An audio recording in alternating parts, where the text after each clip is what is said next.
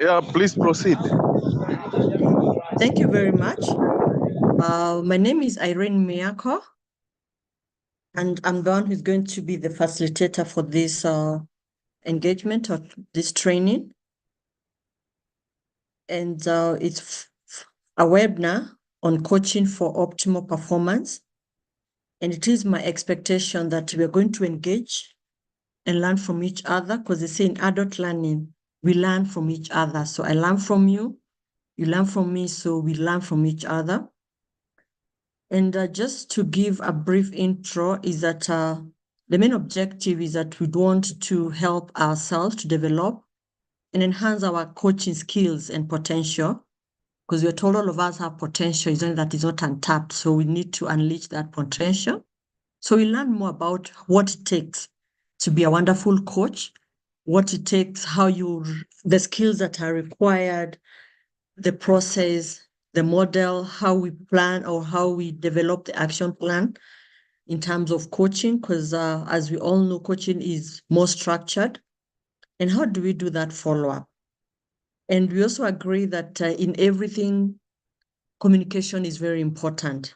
So we're also going to look on something about communication and how we can enhance our communication skills so that we can be able to have effective coaching sessions for optimal performance. So that is just a brief on what is expected of this training. And it is my prayer and belief that we're going to have a nice interactive session. And from where I sit, I love engaging with the participants. And it's always good when a participant volunteers, because when they don't volunteer, then I call out. So I like it when a person volunteers. So kindly let's engage. And I believe when you have examples, let's use examples and we learn from each other. So without much ado, I beg we start. Just you can say it's a few minutes to 9. So we can start. And before we start, I just want us to just have a very brief intro from each one of us, or maybe one or two people. And what I'm asking for is, what are your expectations? I have given my brief. I've given my expectations, where I hope that we can be able to be interactive. But I'd also want to hear from you.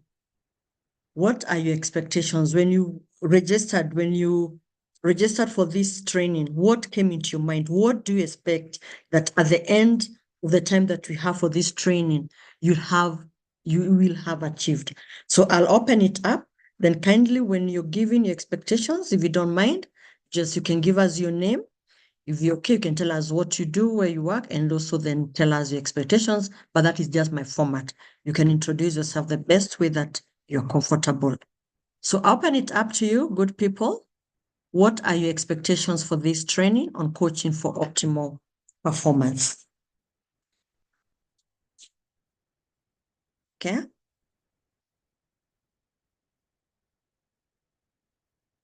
If you want to talk, just unmute and tell us something.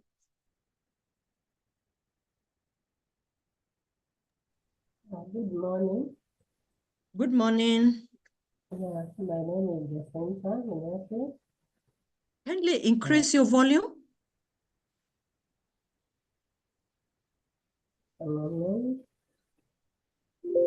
Okay, my name is Jacinta, and my expectation for this training is to get to know more about coaching and how it helps a HR in an organization.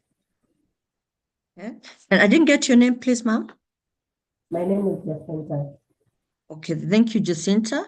So Jacinta's expectations is to know more about coaching and how we can be able to take advantage of that in our organizations as we supervise, and so at least we ensure that we have the optimal performance. Thank you so much, Jacinta. Someone else, please. Good morning, all. I think I can go next. Please do. My name is Alison, and my expectation really for this course is to, one, see how we can implement coaching within the organization. So my expectation is, as much as we're using it for optimal performance, how can we implement it within the organization? Thank you. Thank you, Alison. Once we get to understand what coaching is all about, then how do we go ahead and implement it? Because like how we know, if you can have something very good, but if you don't implement it, then you don't feel or you don't enjoy the fruits of what you've learned. So for Alison is how to implement, and I believe as we interact, we're going to see how we can be able to effectively implement it. Thank you so much. Any other person? Hello, good morning. Good morning. Yes, I don't know whether I'm clear. My name is Odur, Yes, you are. and my expectations for this training would be, first of all, to know the mechanism of evaluating the coaching mechanism of evaluating the performance, correlate the coaching and optimal performance, be able to really evaluate whether the coaching has a direct effect on that performance. Thank you. Okay. Thank you very much, Udur. Your expectation is that you'd want to know and understand the mechanism of how we evaluate the coaching and how we interrelate it to the optimal performance, how they interrelate. So as we interact, I'm sure these expectations will be met. And thank you. I was almost worried. I wanted to ask, we need to have some gender balance. So thank you, Dul, for coming up. Do you have any other last person?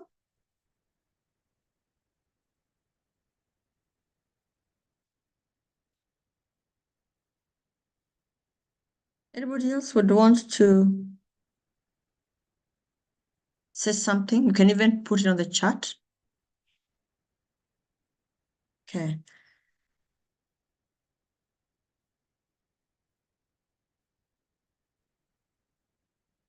Or let me believe that the expectations that we all have been captured by the three participants who've shared their expectations.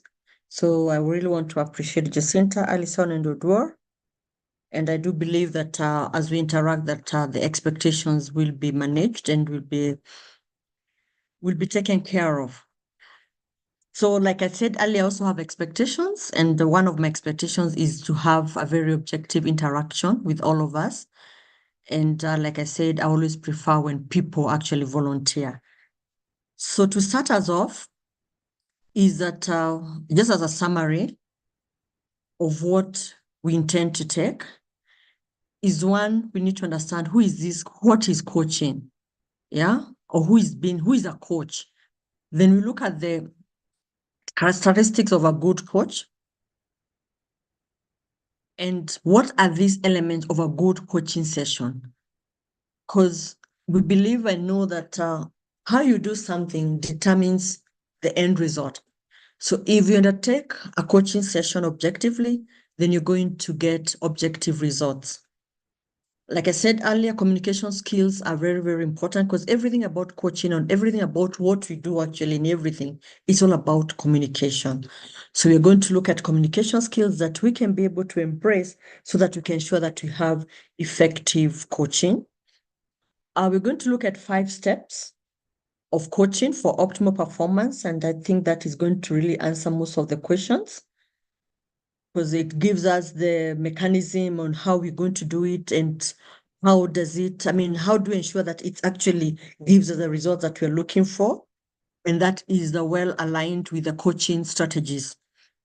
And we'll pick one, which is the behavioral styles. And maybe just to say that coaching is very wide. So we'll just, what I've picked is really focused on the optimal performance. And I always encourage people that it's always good to get more information. So we give what we have, we share experiences, because experiences, you realize you learn more from them.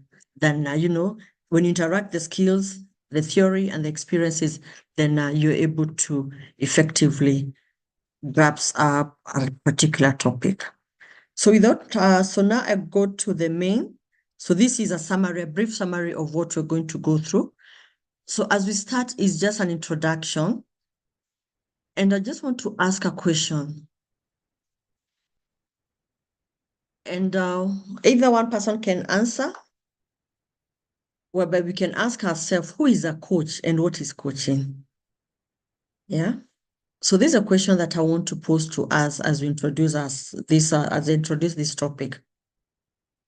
When you're told of a coach, who is a coach and what is coaching?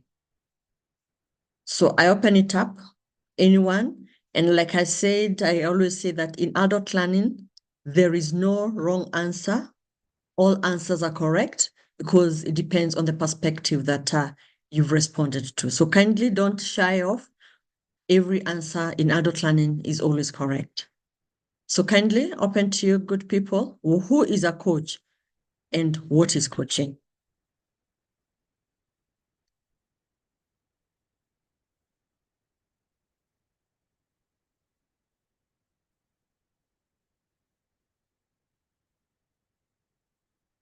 You want to call out names?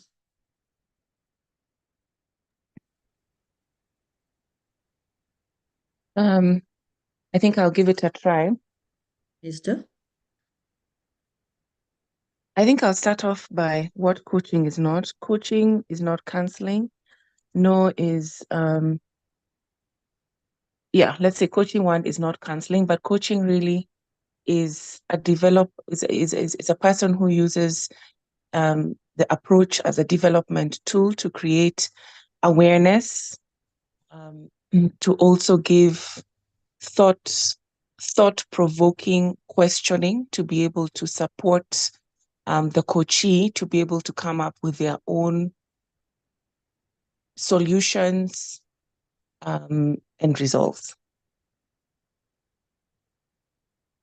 So a coach is somebody who enables awareness. So just to answer the question answered is, what is a coach? A coach is somebody who uses coaching as a development tool to create awareness and support the coachee come into a desired solution or state. And what is coaching? Coaching is a development tool that is used to create awareness. Awesome, awesome. Your name, please? Alison. Oh, Alison. Thank you so much, Alison. Yeah, that is very good. I would want to summarize what you said. Yes, for real. Coaching is a process and it's structured and it's all geared towards development. And the coach is a person who actually now takes over that process. So thank you so much for that input.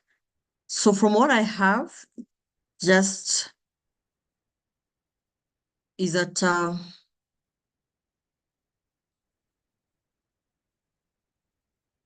coaching or a coach is someone who develops a personal relationship with another person on education. So I'm having a challenge with yeah, sure, thank you. A coach is a person who develops a personal relationship with another person on educational reasons by providing guidance, advice, and occasional assistance. Coaches are more counselors than they are teachers. And I liked what Alison has said. Coaching is not counseling, and it's also not mentoring. Those are three different terms. There's coaching, there's mentoring, and counseling. So thanks, Alison, for bringing that up. And a good coach is someone who guides a person and let the other person make his or own decision. So it's like you coach, you're directing somebody to do something. And at the end of the day, this person is supposed to do something, is the one who is going to make a decision on, do I take it or do I leave it? Yeah. And like how Alison has told us, counseling is a totally different ballgame altogether because people always mistake the three terms: coaching, mentoring, and counseling. So today we are basically just dealing with coaching, because counseling is another different ball game. Mentoring is also very different because it also has its own different ways of doing it. So it's very important for us to always differentiate the three. So in terms of the understanding of who are coaches and what coaching is, once we get to understand that coaching is you want to transform something. There's something that the coachee needs to do better. Maybe they have a challenge, let's say, in communication skills, and you want to coach them. You've seen I don't want to mention names, but you've seen people when maybe they start coming on maybe on the public platforms, the way they communicate, you're like, oh my goodness, don't they even have a PR person who can help them, So because at that point you pick that gap that for real there's a problem with how I communicate.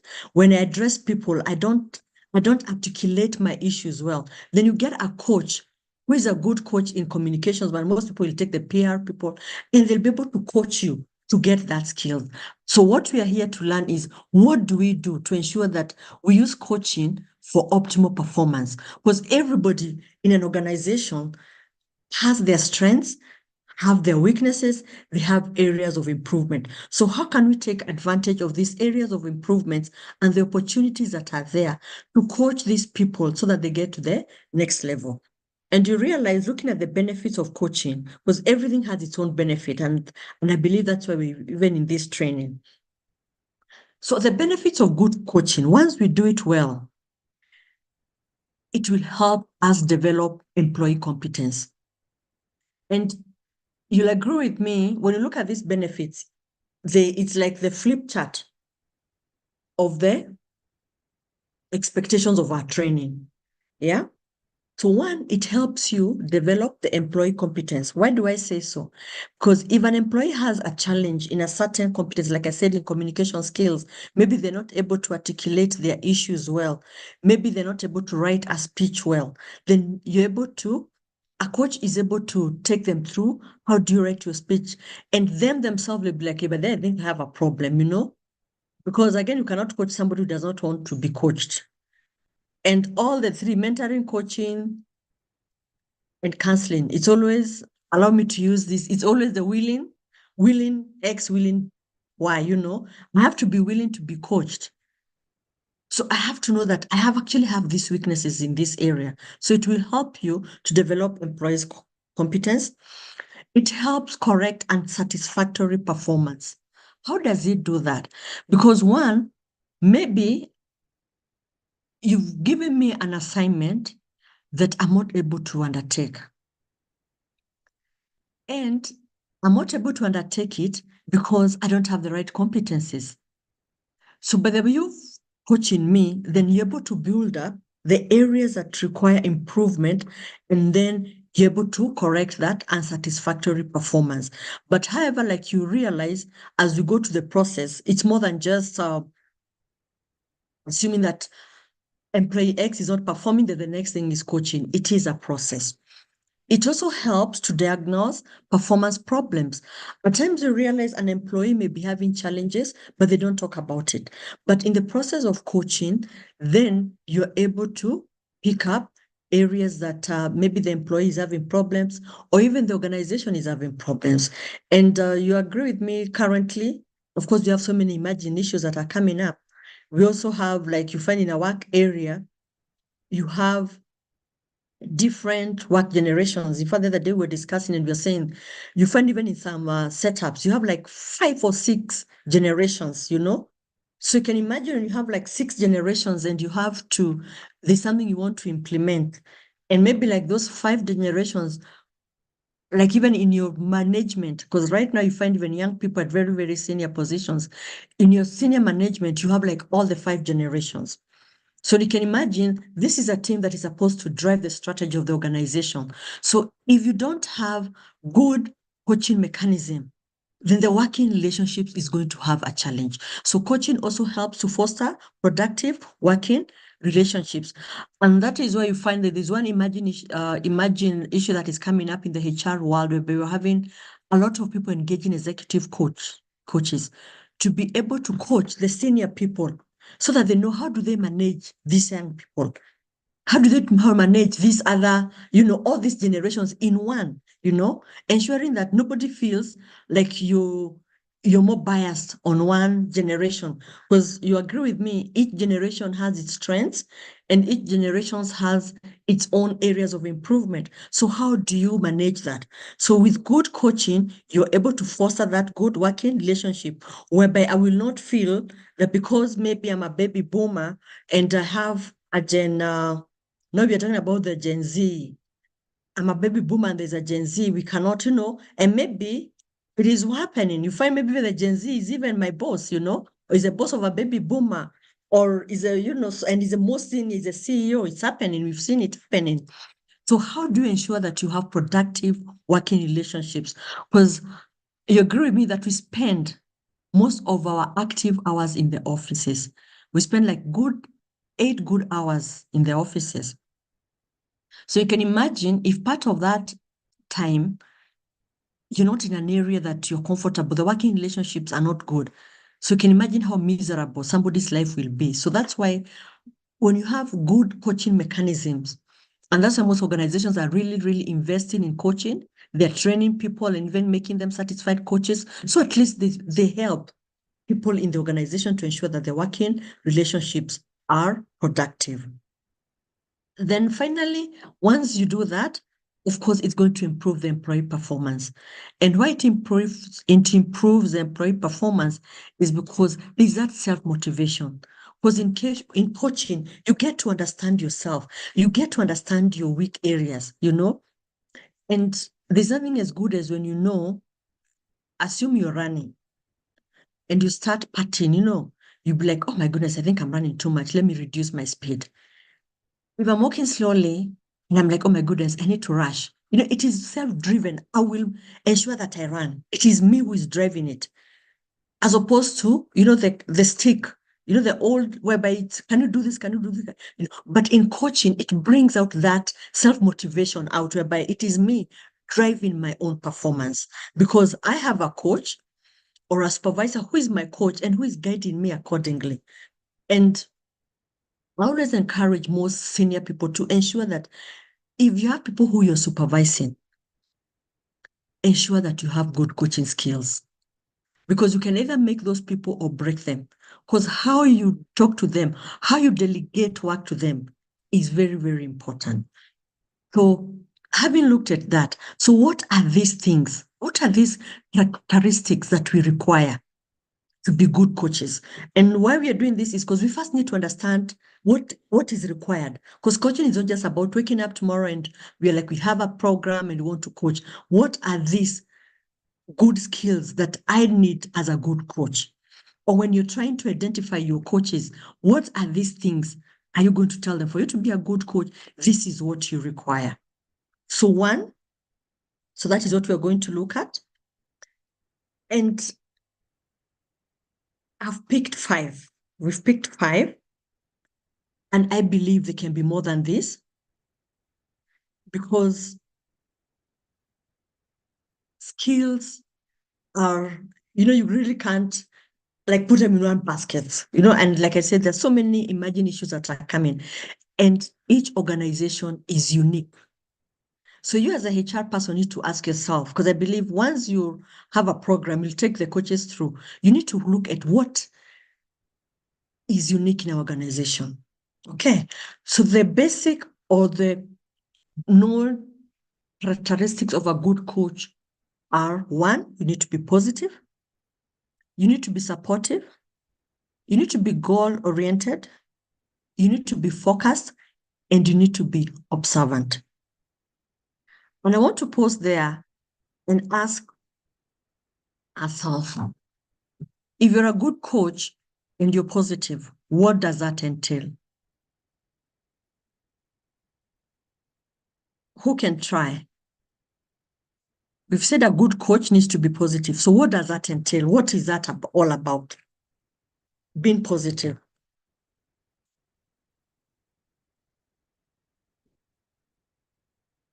Like I said, just unmute and say something. Let me give it a try. Please do. I would say probably, let's say, for example, what energy you give out is what people absorb. So when you are positive to what you're trying to coach or what you're trying to impart to the coachee is what they'll pick. It's what will impart on them. So probably that's what I understand from it. The energy. The Yes. energy that you give negative energy, then everybody is negative. Have you ever gone to some offices and everybody just looks very dull? Because maybe as a supervisor, you've gone there, you've given some very negative energy. So yes, I agree. The energy that you give, if it's positive and you're coaching somebody, then there's a way that they're going to respond positively. It's only that we are online, but I would just, if you are on a physical one, I would ask, even as you, wherever you are, I would just ask you to just maybe just smile. Just smile for me. Wherever you are, just smile. I can see the ones who are smiling. I can actually feel the ones who are smiling, you know? So when you smile, you embrace positivity. And I always make this joke that people who don't smile look very dark because they even look very scaring. You know, people would never smile because they've attracted to their system very, you know, a negative. You know, that people, to make them smile, you really have to struggle. You even fear them. You fear them. And that's why you find, even in any setup, if you got in and you're just smiling, even people tend to talk to you. People tend to even give you more information that you want than you wanted. But if you go with that harsh face, and I want to give you some homework. Once you're done with this training, it's called the mirror trick. I would want you to go to the mirror and look at yourself when you're happy, when you're smiling, and when you're annoyed. And just tell me which part of you you'd want to be. So if you want to be a coach, embrace the positive one, the smiling one. Because as a good coach, if you're coaching me, when you come with that harsh face, you come with harsh, what do you call them? Harsh words, you know, negative words, you actually deflate me. And that's why we are told, even like children, if you see a child, you're always shouting at them. Okay, gone are those days. I know when some people, we are told in the old school, maybe for you to, parents had to shout onto their children. Yeah. And the parent will shout and the child will just be so cold and, you know, so imagine you're coaching somebody and the best you're doing is just being there negative. Then that beats the logic of being a good coach. Because if anything, you yourself needs actually to be coached on how you need to manage people and manage your emotions. So one of the things is that you need to be positive. Thank you so much. Someone else would want to add or maybe say what it takes to be supportive?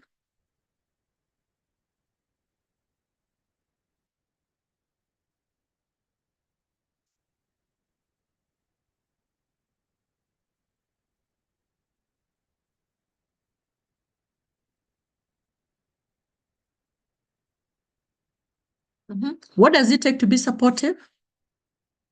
Or what is your understanding? In case somebody is tells you, I need you to be a coach, I need to be a good coach, you need to be supportive. What comes to your mind? Is it that you just hold somebody, or what does it mean? Let me give you a try. Please do, Jonathan. Yeah, so in terms of supportive, since coaching is a process, that means you have stages where maybe the process becomes very tough and challenging. So now as a coach, you're supposed to be there, ensure that you still hold that person, you still motivate them, also encourage them that it's possible for them to achieve what they are doing. Now, in terms of performance improvement, is ensuring that even if the process is not yet showing in results, you are there to show them that it's possible for them to perform. Absolutely. You need to be there for them, to support them in everything that they do, because it is actually a process. And you agree with me, a process has an end, normally processes it's a circle. It's a cycle. You start from this point, go to the next point. So you need to be there to support this person from one point to the other point. Thank you so much for that, Jonathan. The next one is goal-oriented. Before I go to my notes, I just want us to interact on this first. So goal-oriented. What is your understanding? Yep. Anyone who'd want to try? Yes, I would want to try. Yep, Jacinta, go ahead. My thinking of goal-oriented is... I'm sorry, Jacinta, you are a little bit faint. Kindly increase your volume, please. Okay, in goal-oriented, I would think that you are coaching with the end in mind.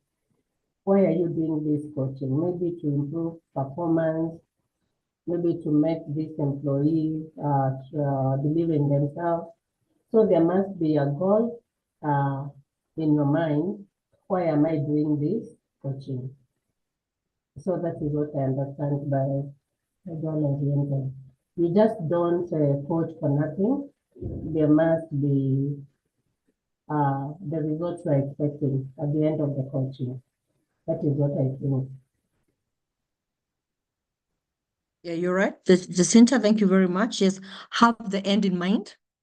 You don't just wake up and you're like, okay, let's start a coaching. Coaching for what? I think that's a question, right? So you have to have what do you want to achieve? And like we've been told, it is a process. So a process to where? Then how do you do it? Do you have the positive or do you have the negative energy? Okay. Then you need to be focused. So what is focus? Somebody else on focus and another person can be preparing on the observant.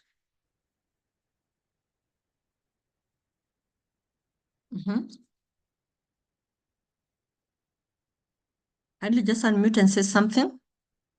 I'm loving the interactions. You don't have to call someone.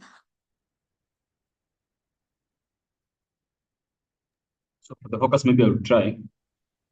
Yes, Jonathan. I would say you ensure that the main aim of the coaching process does not get lost. For example, now you have already identified the goal of the coach, the goal you want to achieve during the process of the coaching process, to ensure that you're on this right path to achieve that goal. So you are focused on the right things that you're supposed to do, and you don't get swayed away.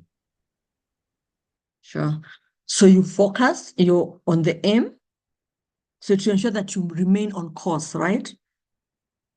Whereby you started a journey going to Nairobi, then you decide halfway you want to go to Mombasa, then halfway you want to go to Kisumu, then halfway you want to go to Marsabit, you have to be focused that this is the way we're going to Nairobi, and this is a process, how we're going to go there. We have to ensure that I support you to get to Nairobi because that is our goal.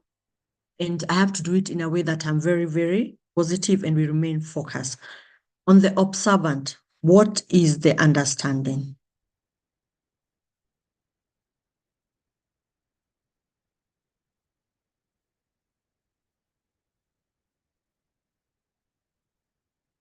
Hi, maybe I can try that. Yes, Eileen? Yes, so being observant means being able to pick up on what the person you're coaching, their strengths, their weaknesses, and also opportunities for growth. Getting to know their SWOT analysis. Those are the strengths, weaknesses, opportunities, and any areas of all Or that require any improvement. opportunities for growth. Yes. Absolutely, yeah. So thank you so much. I love that. So, like you've rightly said, this will be the good characteristics of a good coach. One, you have to be supportive, you have to be positive, you have to be goal-oriented, you have to be focused, you have to be observant. And as I go deeper into getting for us to understand them, I want to give a story. And I think it's a story that most of us have heard about it. About the tortoise and the hare or rabbit. Let me call it the rabbit. And one time there was this, we were going for a race. And the rabbit was so sure that they're going to defeat the tortoise. So what the tortoise did, because he knew he was slow, he had his team. You know, everybody always has a team. And I would call them the team of his coaches. And they were like, for us to be able to reach that place, what we'll do, we'll start the journey early. And the rabbit was like, me, I'm fast. Actually, it's a hare. Yeah. Me, I'm fast. So by the time I start with the tortoise, even if I'm walking at 1 step per day, I mean, I will still get there. So he decided to sleep. So the tortoise continued going slowly, but of course started early, and because he knew his weaknesses was he didn't have the speed. And finally, by the time the rabbit was waking up and started running, the tortoise had already reached. So I want to use that story of the tortoise and the hare or the rabbit in these explanations of these characteristics of a good coach. Because here you may be having people you're coaching, maybe one is a rabbit or a hare, and the other one is a tortoise. And everybody has their own strengths. A tortoise has its own strength. This other animal has its own strength. So how do you ensure that you manage them in a way that they all are going to get to the place that they want to be? So one, you're positive. And rightly, like we said, positive is the energy that you put into the process. And in this area, your job is not correcting mistakes, finding fault or assessing the blame, saying, Irene, you're too slow, that's why you can't reach. You know what? You can't do this. The other animal, the rabbit or the hare, you've slept too much. You know, you're not blaming. Yeah. Instead, your function is to achieve productive goals. That is the objective that we have. So you have to inject positive energy. Whereby you're telling me, yes, I know you're slow, you're a tortoise, but you can make it. We'll get there. So what do we need to do for us to get there in good time? We wake up early. If the journey takes 5 hours standard, and I know I'm slow, then it means for us, we have to wake maybe another 5 hours. So we have to wake up maybe we have to start our journey 10 hours earlier so that we can ensure within the 5 hours we've reached. So we are looking for a way that you can give this person hope, a way that you can tell this person it is doable, it is possible. Don't worry, it doesn't matter, you will get there, okay? By giving that positive energy, encouragement. Yeah, that is what it's all about coaching. Because you find some coaches there's a document that I'm supposed to be preparing, and I've told you maybe I have a challenge in preparing my presentations. So I want to be coached on how do I go around it. And I just make something out of I've done the best I could to the best of my ability, because otherwise I would not have come to seek that guidance. And you start telling me, oh my goodness, now what kind of a presentation is this? Oh, you can't even, already you've deflated my energy. So let us try and remain positive. Let us try and use positive words, like we see earlier, the kind of communication, the words that you can use to encourage this person. Because every process whereby there are two people, it is two-way. Two-way in the sense that you have to believe in you. For me, to be able to be part of that process. So if I don't believe in you, I'm like, huyu tu anakuja tu just to harass me. So for you to be able to earn that trust, then you need to be positive. The other one we said is supportive. And like we said, is that we need to know in this process, how are we going to work together? And you as a coach is to get the employee or the coachee on what they need to do so that they perform, they achieve optimal performance. And this includes not just talking to them, it also includes the tools, the time. You give the right instructions. One of the areas that at times we fail as coaches is giving the right instructions. I would like this, but maybe in your mind, this is what you meant. So the result is a different thing. They're like, say this. And the coach is very sure this is what you agreed. That is why it's very important to be goal-oriented, because it helps you know where we are headed to. Do you give them the appropriate tools? Maybe you need this person to do an assignment, but they don't even have a laptop. They don't even have a computer. Sometimes they don't even have, you go to some offices, they don't even have papers. Do they have the relevant tools that they require? Do they have the time? Are you able to answer the questions that they ask? Or when they ask this question, because you've been supportive by I'm asking you, by the way, what do I need to do on this element? Then you tell me 1, 2, 3, 4. So this is where we need to go.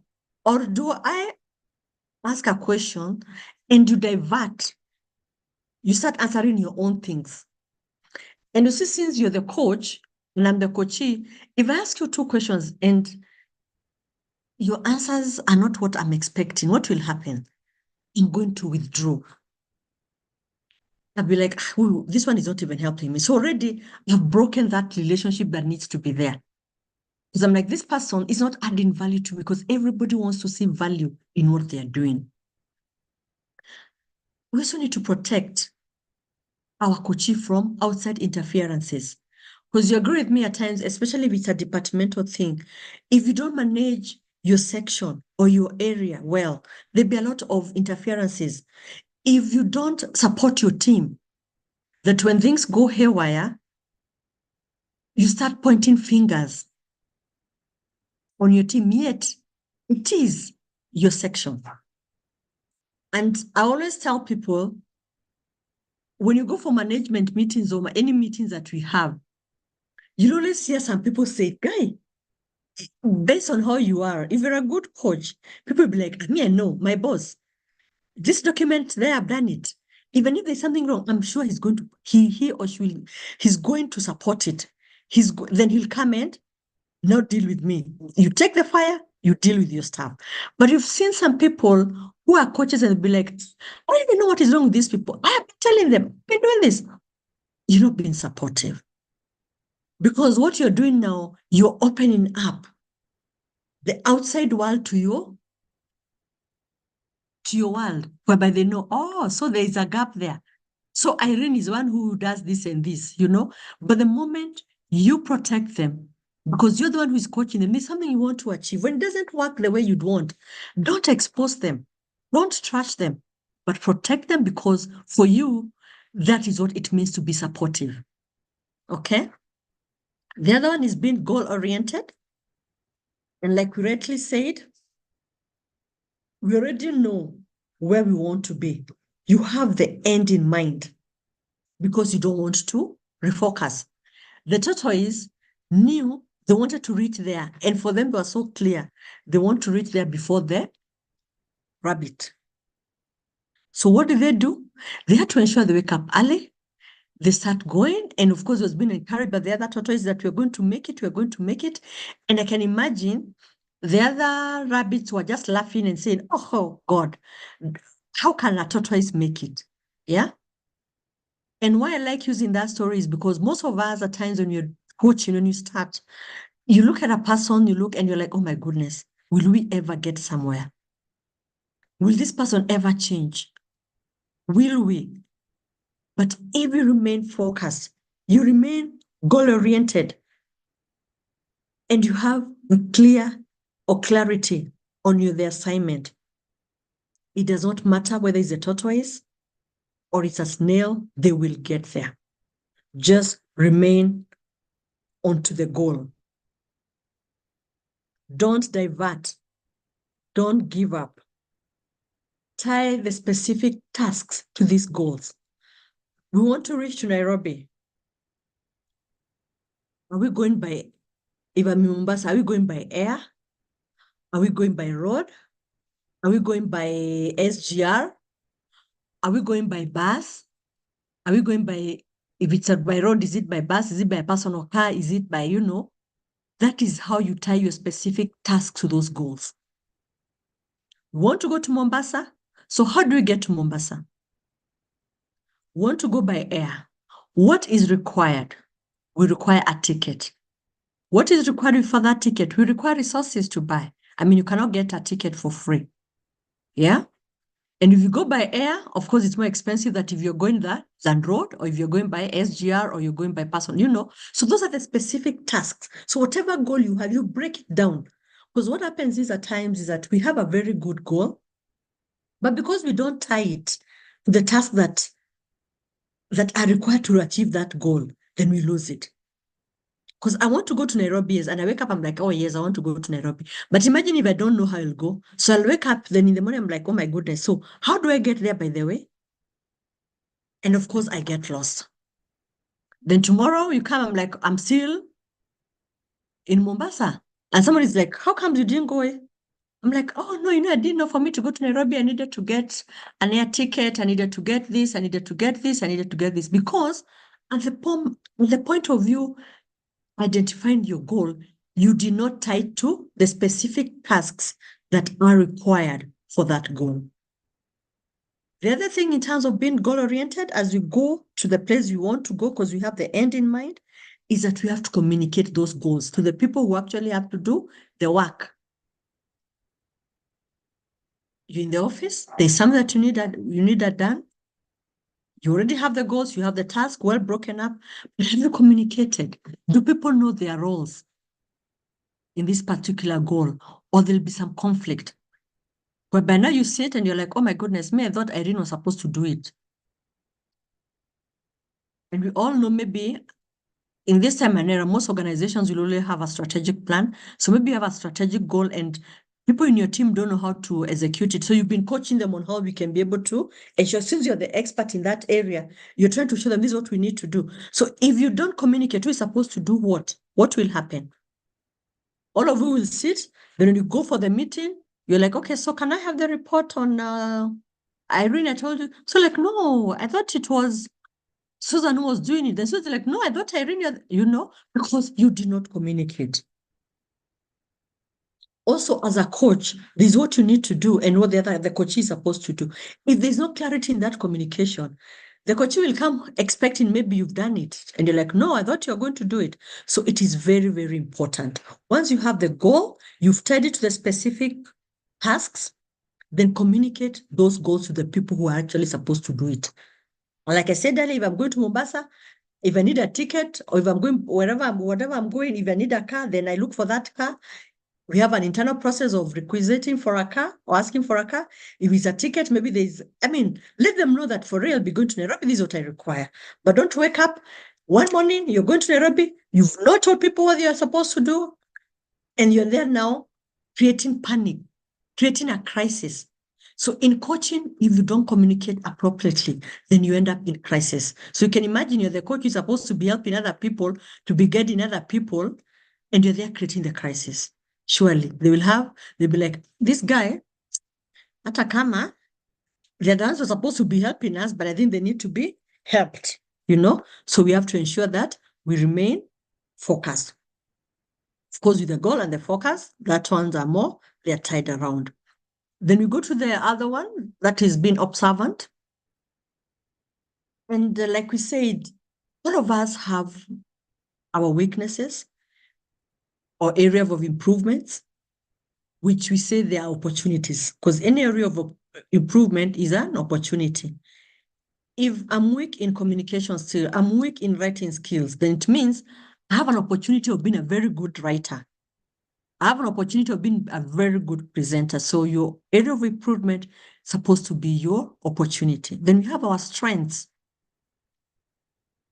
And our strengths, if you're not careful, they can become your weaknesses. Because like in the story of the rabbit, he knew he's very fast. So because of him being very fast, it's like, I'll just sleep. I don't have to wake up early. I mean, this tortoise, by the time I fike, I just sleep and wake up and I will just go passing him. That pride. So your strength, if you're not careful, can become a weakness. So as a good coach, you have to be observant.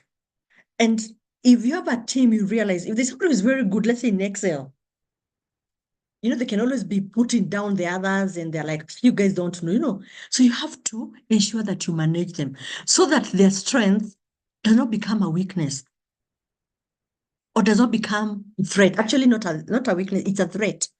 It is a threat to your performance.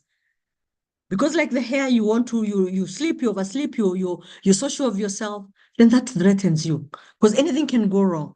So as a good coach, you need to be observant. You need to know this is their strength. This is my team.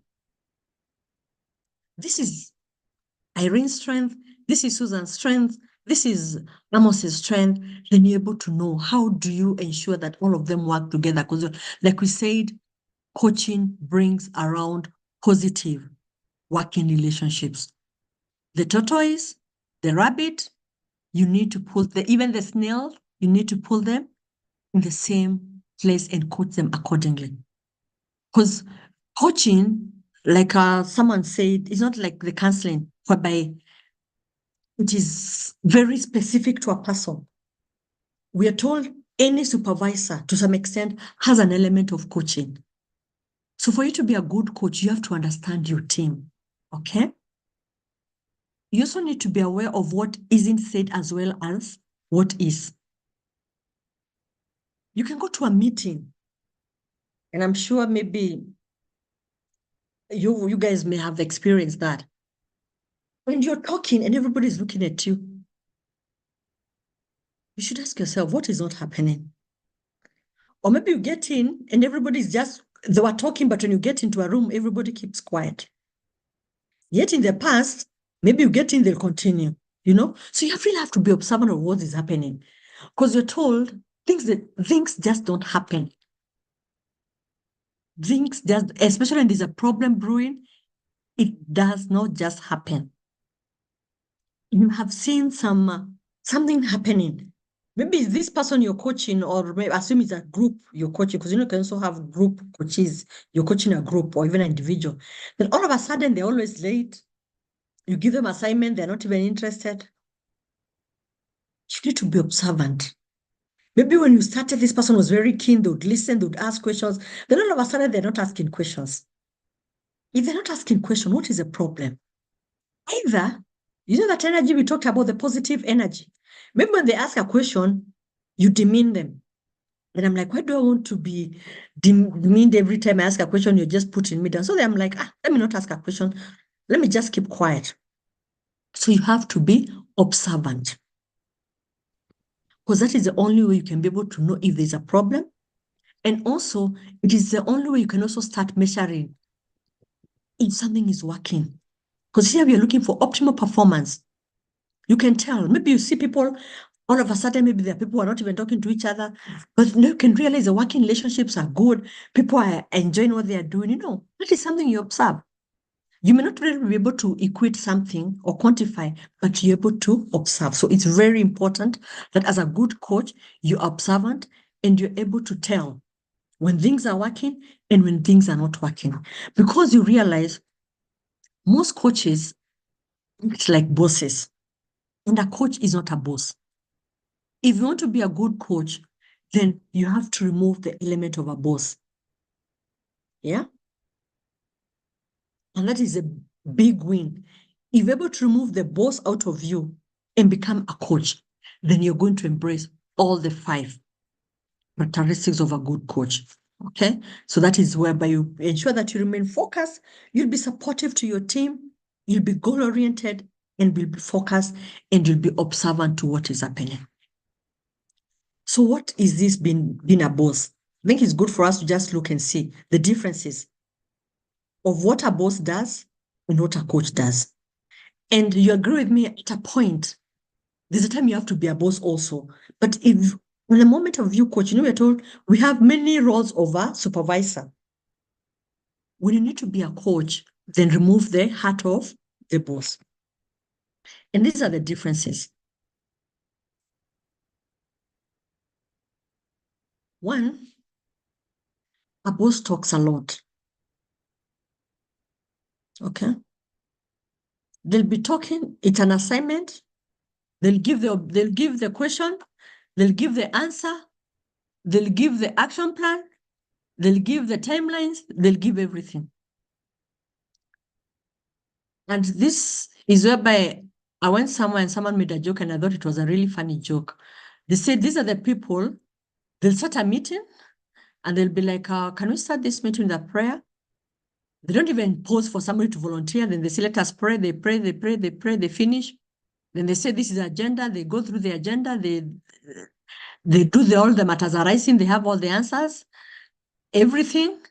Then after that, they say, thank you so much. And that was a very, very, very productive meeting. Can we close it with a word of prayer? And they close with a word of prayer. So they started with the prayer, as in they do everything. That's not being a coach. A coach listens a lot. And why do you want to listen? Because you want to understand. You have to understand what is this that Irene wants to build onto. Yeah? It helps you to know what is this that requires to be supported. Because the more you listen, the more you understand the person, the more you understand the problem, the more you understand how you can be able to penetrate into that person. So at least they can give you, because there's something good like getting the trust of the coach. A boss will tell you what to do. Irene, I want you to do 1, 2, 3, 4, 5, 6, 7, 8, and 10. And they give you a list, action plan. Go and do this. Coach will ask, what do you think we can do? Yeah, I've listened to you. Thank you very much. Of course, it's always good to thank somebody. Thank you very much. I've listened to you. What do you think we can do about that? You'll be surprised. The solutions will always be there. But if you just talk, listen, they're like, okay, I think this is what you need to do. You may be having the answer. You may be having the answer, but you ask because you want it to come from them. And you see, the beauty is that when it comes out from them, it is the same answer that you have. For them, they feel, wow, it is their answer. It is not your answer. So it helps in the process in the sense that somebody will feel, wow, it is me who came up with this idea. As a coach, you have to let go of being the one who is like, I'm the one who came with those ideas. You have to allow the coaches to come up with the ideas. As a boss, you presume. I come, because since you're just talking, I come, I'm just there, just quiet. You assume I have a problem with whatever it is. You assume. A good coach explores. Irene, you look like you're not really happy today. What is the problem? Are you okay? I mean, how was your weekend? I'm like, oh, it was nice. The process of explaining, maybe I'll say, but over the weekend, this and this happened. I had this, I even got late today. There was jam, because you're exploring. But you don't see me come in the office, I'm late. And you start telling me, this, she just, like now we have, like I said, we have very many generations at the workplace. We have like 5 generations. There's a time when in the work area, maybe you'd have like maybe 1 or 2 generations and you'd manage it very well. But now we have like 5 generations. So you can imagine if maybe if it's a millennial or a Gen X or whichever generation Z, there's what, or maybe like, let's say, allow me to use Gen Z. And maybe somebody comes late. So the first thing I'll assume is like, that one. Irene, no, these young people, they just love partying, They just love doing this. If it's a baby boy, it's like, those ones, they always go to the village over the weekend. So maybe that's why they got, don't assume. That's why they come late on Mondays. Don't assume. Explore, because you'll be shocked. You'll be shocked because what you assume may not be the case. If I had time, I would have given you a story. There's a story that people talk about a guy who was a poor boy who was in class, and the teacher always used to think they don't do anything. They would come to class late, and the teacher started even mistreating the boy. But the moment the teacher took time to explore, because all of a sudden the boy used to come late, and the teacher would be like, ah, this is just a lazy boy who just doesn't like school, you know, and she would even give the boy very bad grades because he's a lazy boy. But when she explored, all of a sudden the boy now would come early, was never late. And she was concerned. She stopped assuming and she asked the boy, why comes? That is, you're not late to class. And the young boy started crying. And the teacher was like, why are you crying? And he said, it's because when I used to come late, I had a sick mother. And I had to tend to my mother. But those 2 weeks I was away, it's because my mom passed on and now I didn't have anybody to take care of. That's why I come to class early. So you can imagine the guilt that the teacher had. Of course, it's not a very good example, but that's what happens to us as coaches. You presume. Maybe you gave me an assignment, I didn't do it. You just assume I'm lazy. You should explore. And when we go to the questionings, we'll see how can you ask questions so that you're able to get to know what actually is happening. 6, control. A boss wants to be in control. I'm the one who is in charge. A good coach will see commitment. We are a team. We are working towards building, having positive working relationships. Orders. A boss will order. You have to do this. You have to do that. You have to do that, you know? The coach picks the challenges. And we work as a team and look for solutions. Works on, works with. Boss will work, they'll come and give you everything. It doesn't matter. Okay, like I said, you have to always separate. There's a time you have to be a boss,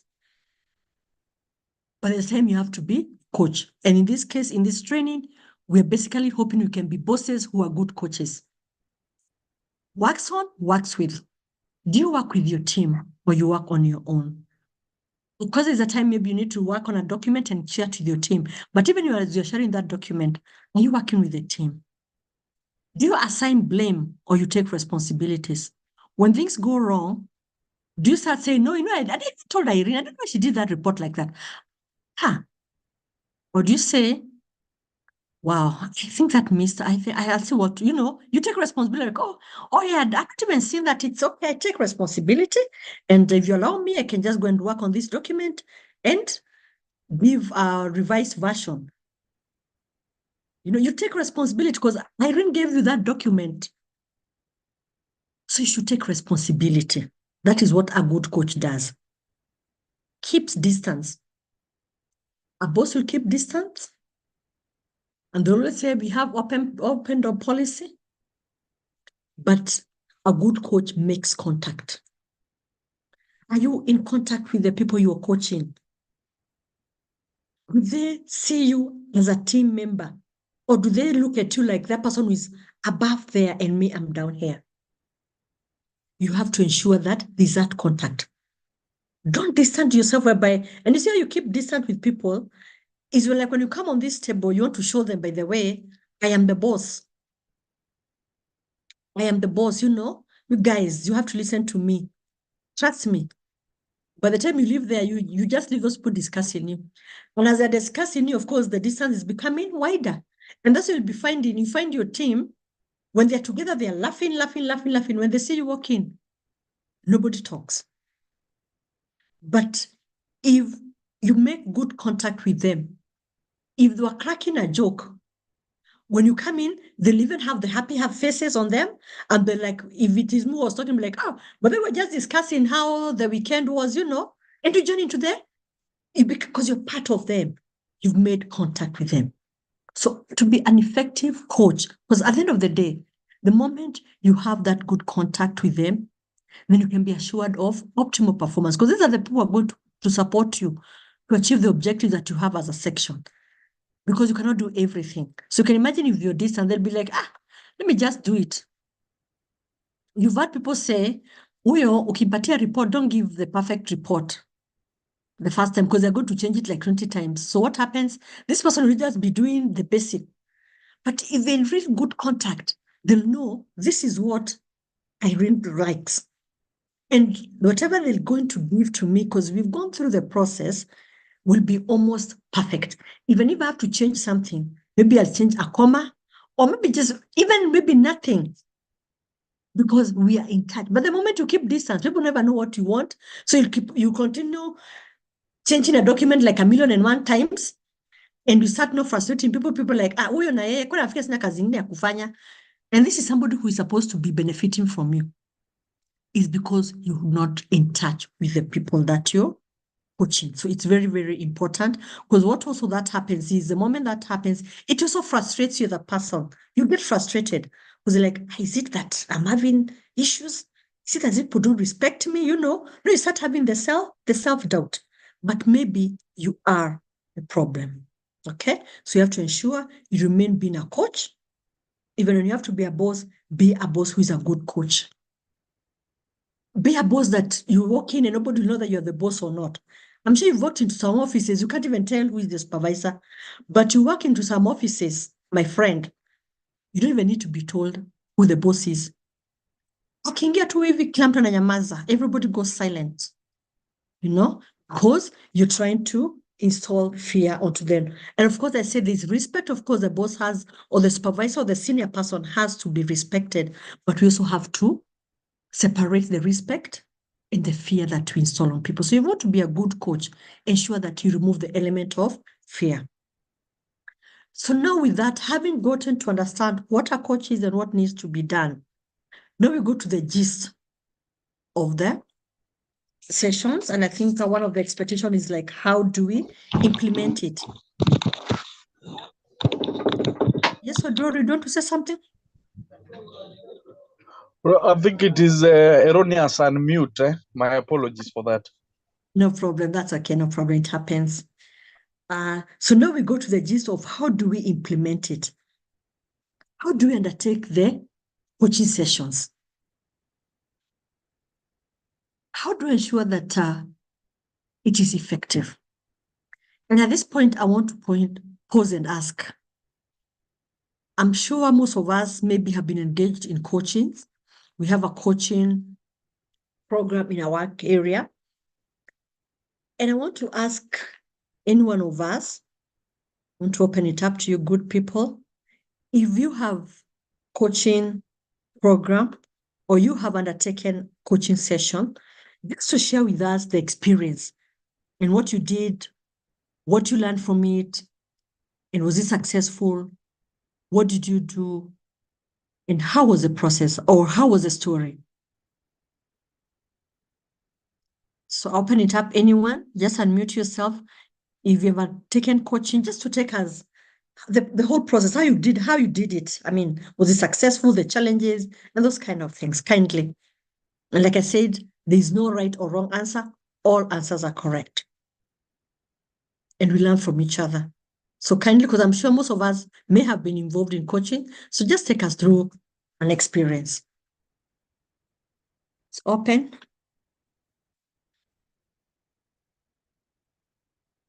Good morning. Good morning, Catherine. Yeah, I'm just looking at what you have shared and looking at really the difference between a coach and a mentor. Because I think the one thing I can share is that a coach deep down knows that there is potential in the person they are coaching. So I think their work is to remove or rather move or transfer that whatever content is in the coachee to come into activation, just to activate it. And probably that's why you've told us the coach listens a lot, because then they get where the gap is, why this person is not able to implement, because some people they have substance, but they are very theoretical.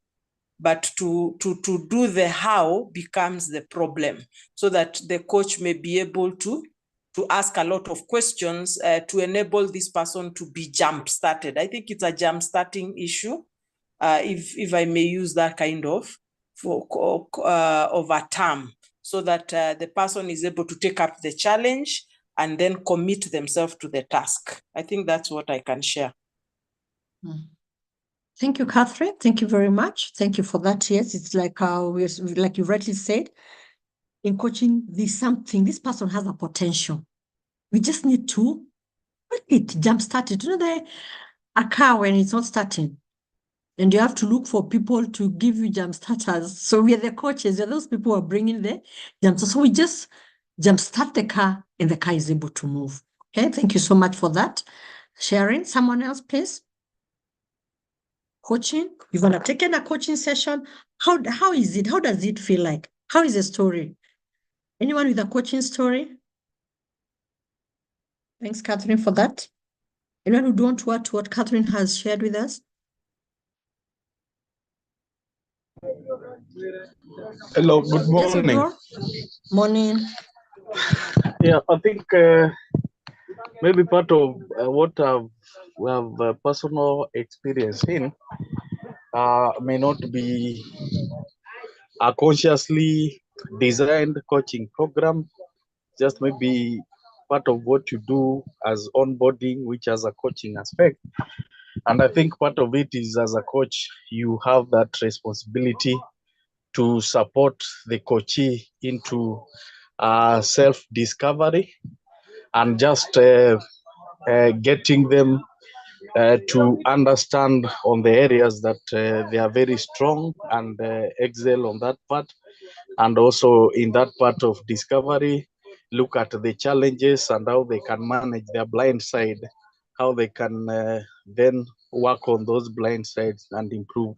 And a lot of it is maybe as most companies or at personal level, you may not have maybe a coaching program, but as part of onboarding, you now realize that there is a whole difference around the managers and coaches. So basically, out of this training, there are a few things that are coming up on that part of patience and taking the coachee through the journey of self discovery.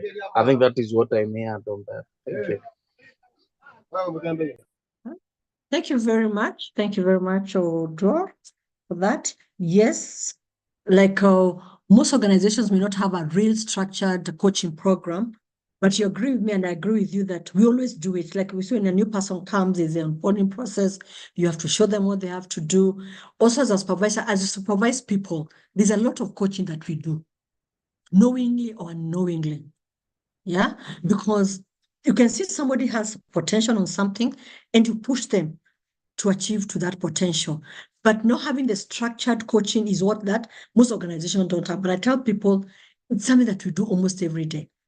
But now what we are doing today is that we want to make it no more to enrich it. So as we do it, as we help our managers, as we develop our internal awareness to the supervisor, we undertake our coaching training for them so that they know how to coach the people, so that people get to know themselves. The self-discovery, like Odora has said, you need to understand yourself, discover yourself. Because by understanding yourself, that is the only way you're able to know what are you good at. And whatever you're good at, then you as a coach, you're able to tell, oh, Irene is good at this one is good at this.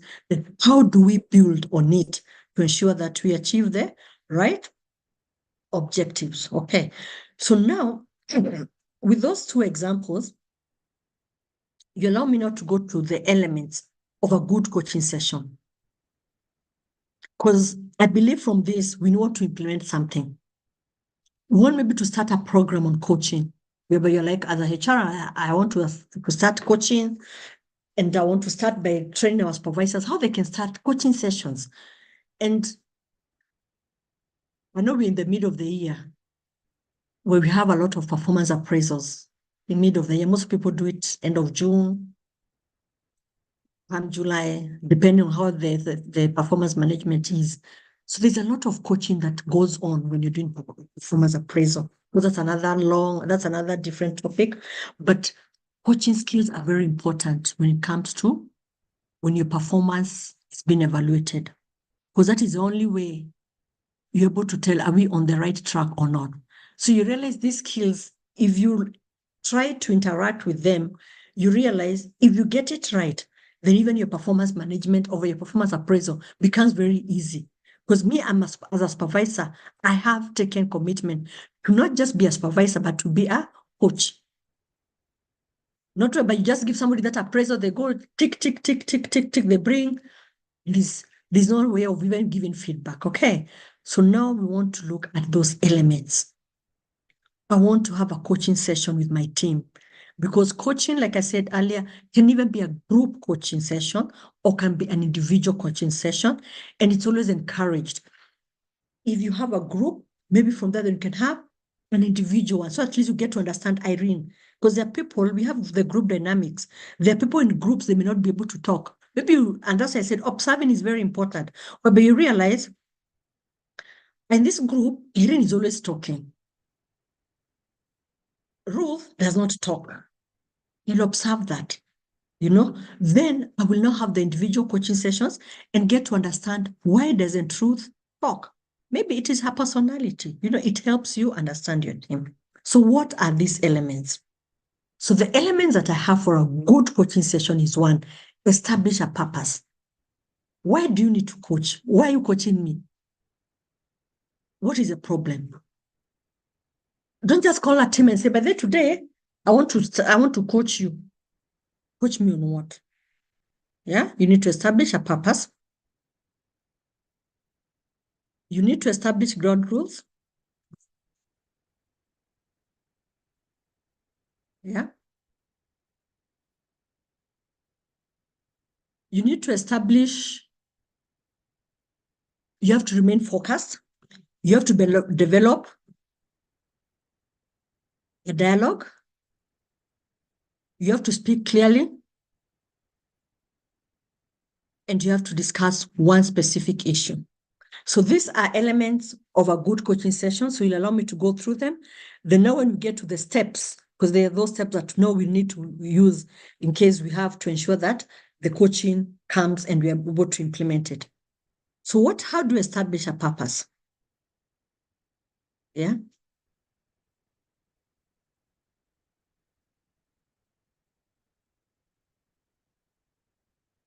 We have to have a clear purpose at the beginning of the coaching session. This will enable us to conduct focused and productive discussions. Okay.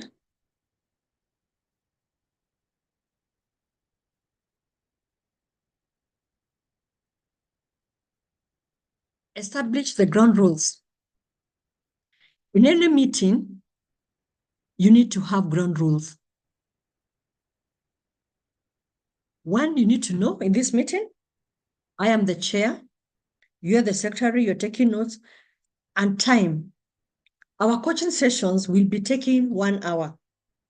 Our coaching sessions will be taking 2 hours. Our coaching sessions will be taking 30 minutes. Because if you don't do that, what will happen? I'll come thinking I'm coming for 30 minutes and you take 2 hours. Yet in your mind, so you need to establish ground rules that you agree as a team. And as a good coach, you don't go there and say, by the way, you go with the ground rules, formulate ground rules with the team or with the coachee. Ask them, what would be the most appropriate? Do we do 1 hour? Let it come, like you said, you listen more. Say, like, we need time for coaching. So what would be your view in terms of the time that you require? And they're like, I think if we can be doing like 30 minutes in a day, 1 hour in a day, I'm okay with that. You see, they already told you they're okay with that. So even for you, it becomes very easy to implement the 1 hour. But if for them, we know there are people who have very short concentration span. And without even mentioning generations, like I said, in this working area, nowadays, HR, if I was telling somebody, HR, we're having a very difficult time because we are managing 5 generations at a go. There's one generation that can stay in a training a whole day and not even feel anything. They'll be very much okay. Very, very much okay. There's a generation that if a meeting is more than an hour, they'll even ask, excuse me, madam, was this a retreat or is it a seminar or is it a meeting?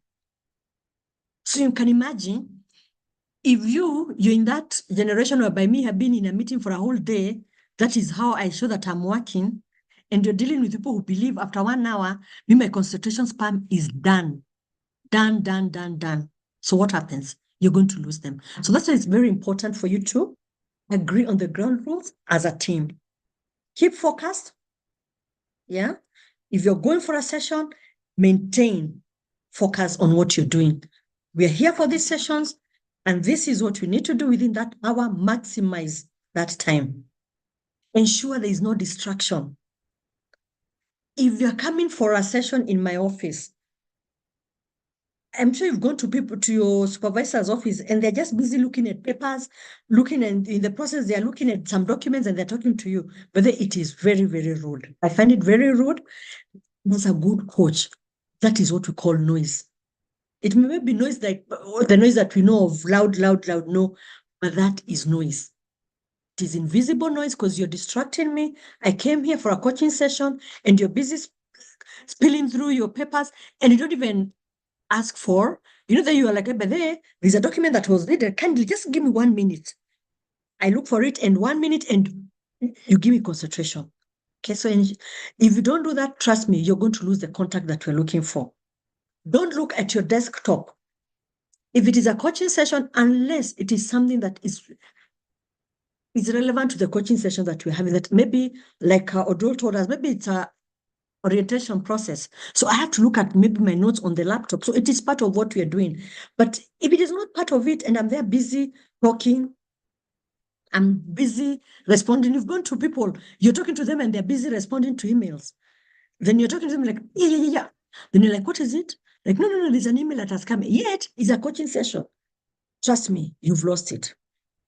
And you lose that person. Because they'll be like, surely, don't you respect that I'm here? You think I have nothing else to do? I would be doing something else, okay? And what they say is the moment you start looking on your desktop or your laptop, it's like you're trying to look for affection. We call it the PDA. That is a public display of affection. You just, you want to have attention. You want me to know that you have a laptop. You want me to know you've been getting emails from the CEO. I'm not interested. We came for a coaching session. Give me the attention that I deserve because we have our ground rules. We've agreed I'll be coming for 30 minutes. You better even tell me, by the way, I know we're supposed to meet at 10. Could we move it to 11? But don't tell me at 10 we move to 11. Tell me earlier, maybe like 15 minutes to, but not when I'm in your office and maybe I'm just a phone call away. Or maybe I traveled to come and you say, oh my goodness, I forgot to call you. I want to tell you if you can move. Really? You have to be focused. Okay. Don't answer the phone. I know the mobile phones came. You've been in somebody's office. You're supposed to have a 1 hour session on coaching, but 30 minutes they're on their phones. But now this is a very urgent phone call. Yes. Pick the phone call. Of course, there are those phone calls that you can pick, but you know the kind of phone calls that I'm talking about. Sort of like, it's just the normal stories, Like, oh, let me talk. This is my, I don't know, this is somebody I've talked to. They've been looking for me for a whole week. If the things you're talking are not even work related for 30 minutes and I'm there. So you waste my 30 minutes, me listening to your stories. When I want to stand up, you're like, no, just wait. There people will do you with their hands. Don't move, just sit. And you talk and talk and talk and talk. Trust me, that is not the energy, the positive energy we're talking about. This person will be like, is this guy really serious? Because of course, you're dealing with a grown-up. If it is a phone call that is worth being picked while you're having a session, trust me, they'll not feel anything. But if those phone calls, and the phone calls I'm talking about, phone calls of how we catching up in the evening, how was your weekend? You left early, why did you leave without telling us? Those ones are kindly, let's not answer those ones, okay? Develop dialogue. Always ensure that in a coaching session, it's dialogue. Listen more. Don't be a monologue. It's just me talking. Like, no, okay, I feel like at times, maybe since this is a training, so you talk, I have to talk, but for coaching, it has to be two-way. Actually, it's supposed to be the other way, whereby the coachee talks more. Let them do most of the talking. Speak clearly. Let them understand. Use simple terms, common terms. Avoid jargon.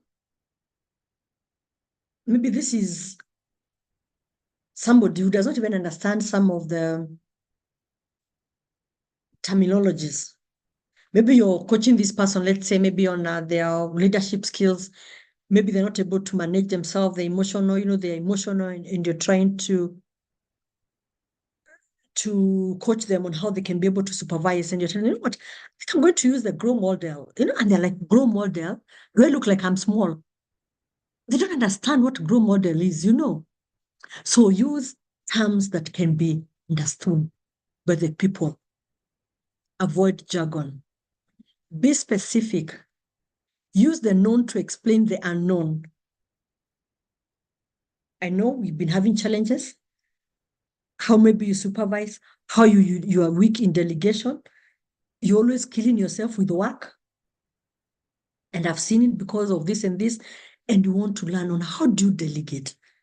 I want to coach, like that is a session whereby I'm coaching on delegation because I've realized you have a challenge. When you're on leave, we couldn't do anything because you're the one who has been doing everything. And all of your documents have passwords. So how? Because this is what we know. So how do we make it to be better? How do we ensure that we have better delegations? You're able to delegate to your team. And this will also enable you to even have a work-life balance. Like we've said you have to observe, you can realize there's somebody who is always in the office. They're in the office by 7, they leave office by 10. And by 10, there's nobody in the office, everybody has left. Are you telling me that that person has more work than everybody else in that organization? Or what is the problem? Yeah? Maybe this person has a problem with delegating. They don't trust people. They believe they're the best. They cannot allow anybody else to do it. I know how you do it. Delegate. Show those people what you want done. Keep contact. Don't keep distance. So this is a known. I know. Irene, you always when documents, you're the one who does everything. Why can't you ask one HRO to prepare for you the benefits section, the one who does benefit to give you a small report on benefits, the one who does recruitment to give you a small report on recruitment, the other one. Then ask maybe somebody to just put it together and to do it. But no, you want to go to the system, you want to look at the benefits, you want to go to the system, you want to go on the recruitment. So my supervisor will have realized Irene does everything, yet they can delegate. Yeah, so it has to be the known to the unknown. Okay. And then discuss one specific issue and limit the discussion to something manageable. If I'm having a challenge, I have a challenge in delegation, I have a challenge in communication, maybe I have a challenge in time management, I'm always late in all meetings, there's no meeting I'll ever come early. Yeah? Let's discuss one issue. Because if you discuss time management, we're also discussing delegation. You see, I will lose it at a point, yeah? So a good coach will pick one, and that's when we come at the setting of the objectives. Then you're able to set objectives based on what issue is at hand, okay? Then how do you communicate? We said communication is everything. How you communicate is everything, my dear good people, my dear colleagues. You can have the best of the read because someone talked about having theory, very good theory. You're the A student, you topped in all the HR courses, you had this degree, what do they call it when you have you're the best? I don't know how they call that degree, it slipped my mind. You had the distinctive,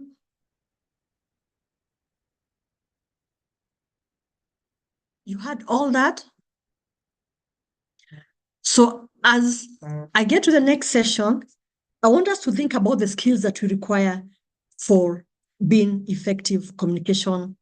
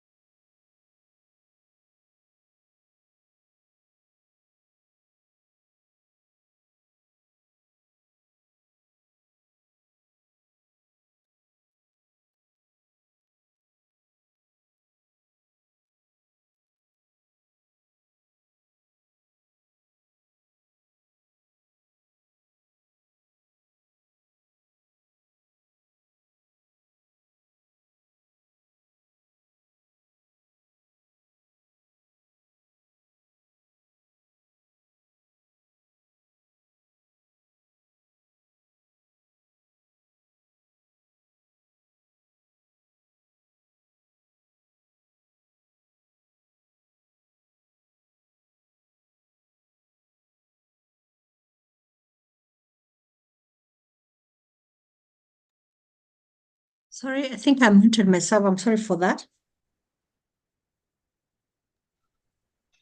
And so we're looking at the communication skills.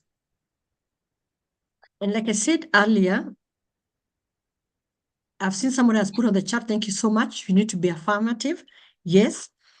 So when you look at the communication skills, I hope you can hear me. Can somebody confirm that you can hear me? Yes, we can hear you. Well, thank you very much. Thank you. So on the communication skills, like I said, for coaching, it's about talking. It's about delivering. So if you don't have the right communication skills, then it can be a challenge to both you, the coachee. So it's supposed to be fast or slow? Sorry?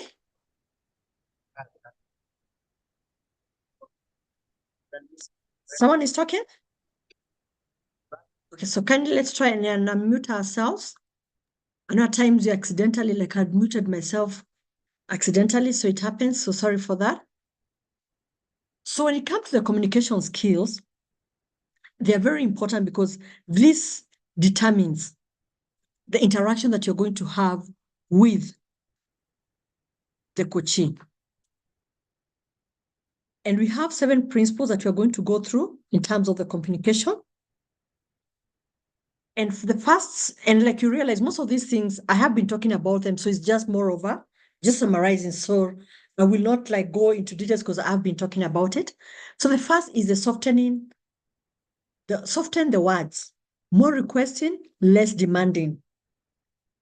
Try to change the I into we. Don't say, I'm the one. We are in this together. You know, instead of you'll have to, you could say, would you? Or would you be able to do this? Would you be able to do this report? Or as opposed to, I'm requesting you to do this report. You see, when you say that, the person feels like, are you demanding? You know, focus on the solution, not the problem. We don't have paper. So as a supervisor, maybe you needed a report done. You're like, we're out of paper. You know, what do you mean? Someone will be like, yeah, we're out of paper. So give a solution. You may say, we may need printing papers from the store. You see, that way, you're part of the team, you're part of the solution. And this person will be like, in fact, somebody will just volunteer and say, by the way, let me go to the store and pick the paper. But the moment you say we're out of paper, everybody looks at you like they're sort of asking you, so what do you want us to do? You know? So focus on the solution as you're talking to the coachee. Okay? Try to turn the can'ts into can. We can't do that till next week. We can say we can be able to do that by next week, you know, because remember to say can, the word can is a positive. We said you need to be positive. Remember the elements, the characteristics of a good coach. Can is positive. We all remember the Barack Obama. We can, you know, it gives you that energy like, yeah, we can. But the moment you say we can't, already it's a defeat. So use words that are positive. Take responsibility, don't lay blame. Like I said earlier, when things go wrong, take responsibility. Don't start saying, Erin was supposed to do that.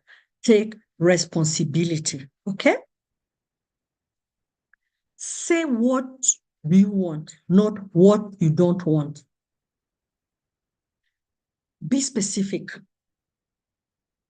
This is what we need to achieve. We need this report. But don't, like now in case of your driving, like we said, whatever we are doing, we are jump starting. You've already jump started, then you start saying, don't drive too fast. You see already that is like, there's a way, it doesn't come out so well, but you tell you, but they drive carefully. You know, somebody already feels, yeah, but I need to be careful with how I'm driving. Maybe I'm careless. You see, you're short of telling this person, by the way, and then your driving is very careless. But you say, don't drive too fast. So I drive slowly, but still carelessly, you know? So we need to say, what do you want? We need to have a report by Monday. But don't say, we need that report. When? So you'll tell me, I need that report. And for me, I'll be like, I'll work with my own terms, maybe I'll work on it on Monday. Kumbe, that Monday is when you need that report. Focus on the future, not the past. told you so many times, don't you listen? Don't you? Just be kind and tell somebody, from now on, let's do this. From now on, we shall be starting our meeting at 9. You can't be saying, it's going to be fun. I don't want these people, you're always coming late. Always use words that are positive. We talked about being positive. The next principle, share information rather than argue or accuse. Don't accuse people. If you're coaching and you're accusing them all the time, one, you make them lose their self-esteem. It works on their self-esteem, on their self-confidence. Because every time you are wrong, I say something like, no, that is very wrong. You have to ensure that, and maybe it's because you've not shared the information that they require. Share the correct information. Yeah, tell them, yes, this is what was required. This is what we're looking for. This is how we want to approach this element. This is how we want to approach this assignment. Because maybe this person is talking from the unknown. They don't know what you have in mind. So kindly, let's ensure that we share the information that is there. And how can we be able to ensure that we share that information? And not just information, good information that is going to help us as coaches to be good coaches. And one of the things I've said as a coach, you listen more. So you use your ears. So use your ears more and your mouth less. So for us to be able to gather good information, we have an acronym of ears that you're going to use so that you're able to gather good information. So how do you gather this information? One, the ears. E stands for explore, by asking questions. And I think that we had interacted earlier, whereby you're asking, Irene comes late. I gave you that example of the small boy. The teacher when they explored, they were like, wow, my goodness, we were able to know where the problem is. Don't assume. Don't assume that this person comes late because they are lazy, because they overslept, because last night they went out and they didn't sleep. Explore by asking questions. Ask questions that will give you answers. Affirm to show you're listening. How do you affirm to show that you're listening? When somebody says something like, this is what needs to be done, excuse me, you affirm by nodding, like, oh yeah, that is good, okay. Oh, really? Oh, okay. This person is like, while you listen to them, you're looking at them, but they're not talking to you and you're busy on your laptop typing emails. Even if you're saying, yeah, oh, okay, and you're typing emails, trust me, that person, you're not listening to them. Listen. Because the moment you listen and you're farming, you're like, oh, okay. They continue talking. They give you more information. They're like, oh, nice. Oh, that is good. Okay. Okay. Then what happened? They'll give you everything that you need. But if you're there, you're not even giving, you're not even affirming, you're not listening, you're just interrupting, then you're not going to get the good information. Reflect your understanding. As they're talking, show that you're understanding. When maybe they pause and they're like, oh, so that is what happened. Wow, that was good. So what happened after Irene did then this, they're like, oh yeah, you understand what is happening. Trust me, they'll give you more information. Yeah? Because you've reflected that you're understanding what they're telling you. You're feeling them. You're empathizing with them. Because it can be that positive thing or something. You're empathizing and they can see, yes, I am listening. Yeah. Then, of course, the S. After you've done the ear, you've explored, you affirmed, and you've reflected, silence. Listen more and more. Listen more and more. Because the more you listen, then the more you're going to get more information. So what can we do to ensure that we are good listeners? Because I know some of us at times struggle with listening. You just find yourself, when somebody is talking, you just want to talk. I tell people they should not feel bad. It is an area that just requires some jump starting. So what can you do to ensure that you listen more effectively? One, attend physically. The right body language helps you to focus on the speaker and encourages the speaker to give us more information. If you farm, there's a way you stand and or you're even seated, you mind your body. Somebody can tell. Irene's mind is here. Irene's mind is not there. It helps you to listen because already I am set. I come set to listen.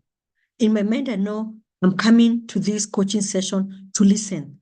So I have set my mind. So even the way I sit, the way I will approach you, the way I look at you, in my mind, I am ready to listen. I have warm eyes. You can warm your eyes. Don't look at somebody with those bad eyes. Okay, I call them bad eyes, but there's a way you warm up your eyes.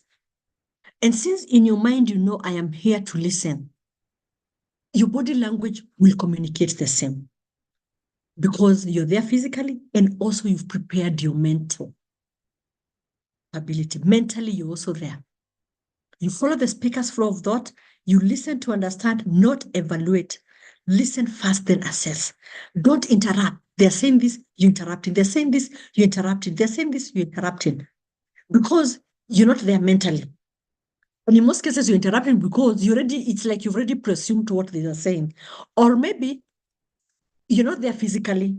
You are there, but your mind is maybe there's another project that you have in mind. So you're trying to interrupt so that they finish and you go on. Okay? Yeah. So attend mentally, then check it verbally. Paraphrase, clarify, probe further, summarize, you understand. Like I said earlier. Oh, yeah, that's what it is. Oh, Irene, okay. So this is what happened. Oh, and then that is why this and this, you paraphrase. Also, when you left this and you did this document, you paraphrase. And you see, the moment you paraphrase, the person is like, wow, Irene is actually listening. And you're able to be on the same track with the person. Okay. And as you're doing that, these are the habits that you're going to implement, which I've said. One, look at the speaker in order to observe body language and pick things that may not come off from the speech. I say you have to be observant, but you can only do that if you're there physically and mentally. You're able to look at Irene. She's a coachee, how she's presenting herself, what she's saying. You can always be and that's why now you have to explore. Because if you're not listening, you'll not realize that maybe there's something she wanted to say, then she stopped. But if you're very keen, you'll be able, since you're looking at them and able to observe their body language, trust me, you can even tell when they're telling you the truth or when they're cooking a story. Okay. Asking questions, giving speaker time to articulate their thoughts, letting people finish this, there's a summary, finish what they're saying before giving their opinion, remaining poised, calm, and emotionally controlled. Even when they say something that for real is is aching. Usually in a washa, they say kuwasha. It's fire. It's like fire. It's like you're sitting on fire. Try and manage yourself emotionally. Because especially if the people, like I said, we work with different generations, there's a generation that will tell you anything. They don't care. They don't know whether you're the boss or not, your colleagues. So they'll tell you something like, even you that other time when you came and you gave us this report, how did you expect us to do it within a day? They'll ask you something like that. And you're like, they'll give you tight and really serious questions, So control yourself emotionally. Because the moment you lose your emotions, then you've lost the session. Looking alert and interested, responding with the nods, like I said earlier, with the nods and the to show that you're following and you're buying in what is being asked. And for you to do that, I said, you need to explore a lot in the ears. You need to explore a lot. And how do you explore a lot? You only achieve that by asking questions. Because we said we don't want to assume. Because when you assume in coaching, then you may lose the focus and you may lose the goal setting. So how do you ask questions? Asking questions in coaching sessions. And I want us to interact in this next session and asking ourselves, what is an effective question? how should a question be for it to be effective? And I will take you through four ways in which a question needs to be effective. So one, an effective question needs to be brief. Because if it is long, then the person may lose focus. Short sentences aren't just easier to understand, they're easy to say. It needs to be focused. It needs to be relevant. It needs to be constructive. So now let's look further or deeper on what it means. When a question is brief, what does that mean? I've said a long question brings a lot of confusion. So try to keep your question brief. Think about two things. One, what do you want to learn from the answer? What is it that you as a coach wants to learn? From that's what do you want? From whatever that coachee has said, what do you want to explore further? First, ask yourself what you want to learn. Then, what words will best elicit this information? So, which are the best words? Maybe like 5 words that I can use to be able to get that information out. Second, be focused. Target a single and particular aspect of that subject per question. Kindly tell us about don't tell me like five things. I have issues with time management. We're talking about time management. We're talking about delegation. What do you think about delegation and time management? You see, those are 2 things. Or you just tell me your understanding on time management and delegation. You see, those are 2 questions. So which one will I answer first?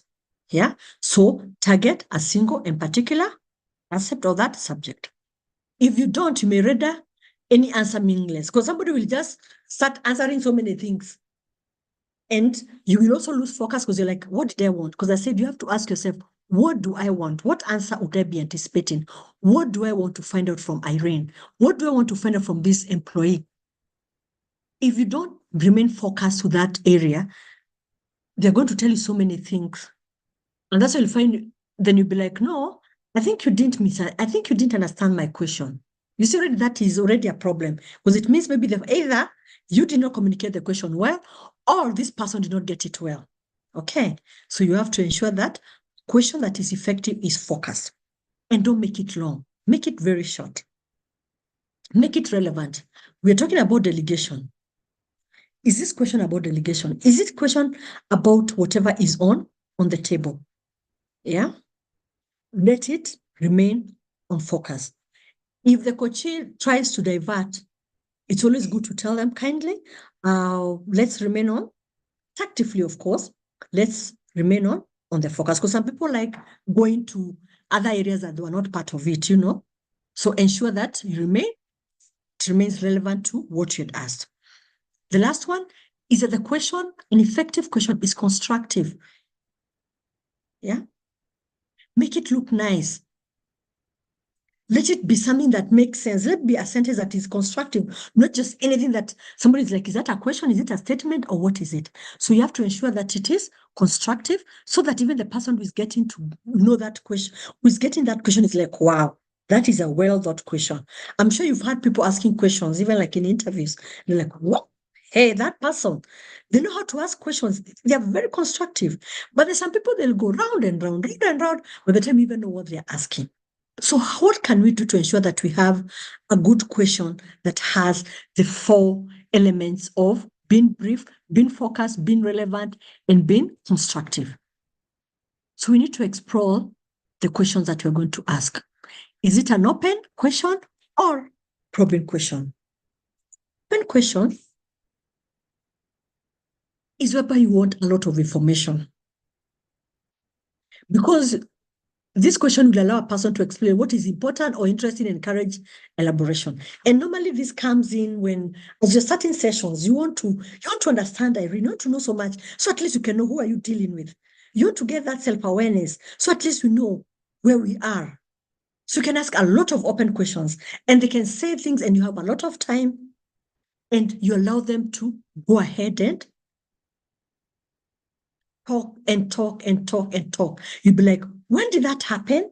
And they will tell you all the things and they want to say, and they'll talk and talk and talk.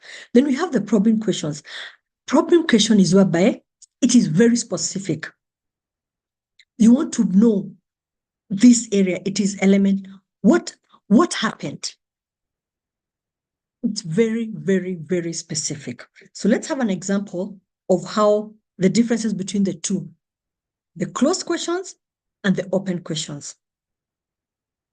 Okay. A closed question will be asking, when did that happen? Then you start, it was this, this, and this, and this. An open question is like, what led to that?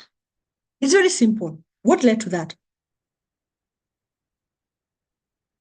We were late.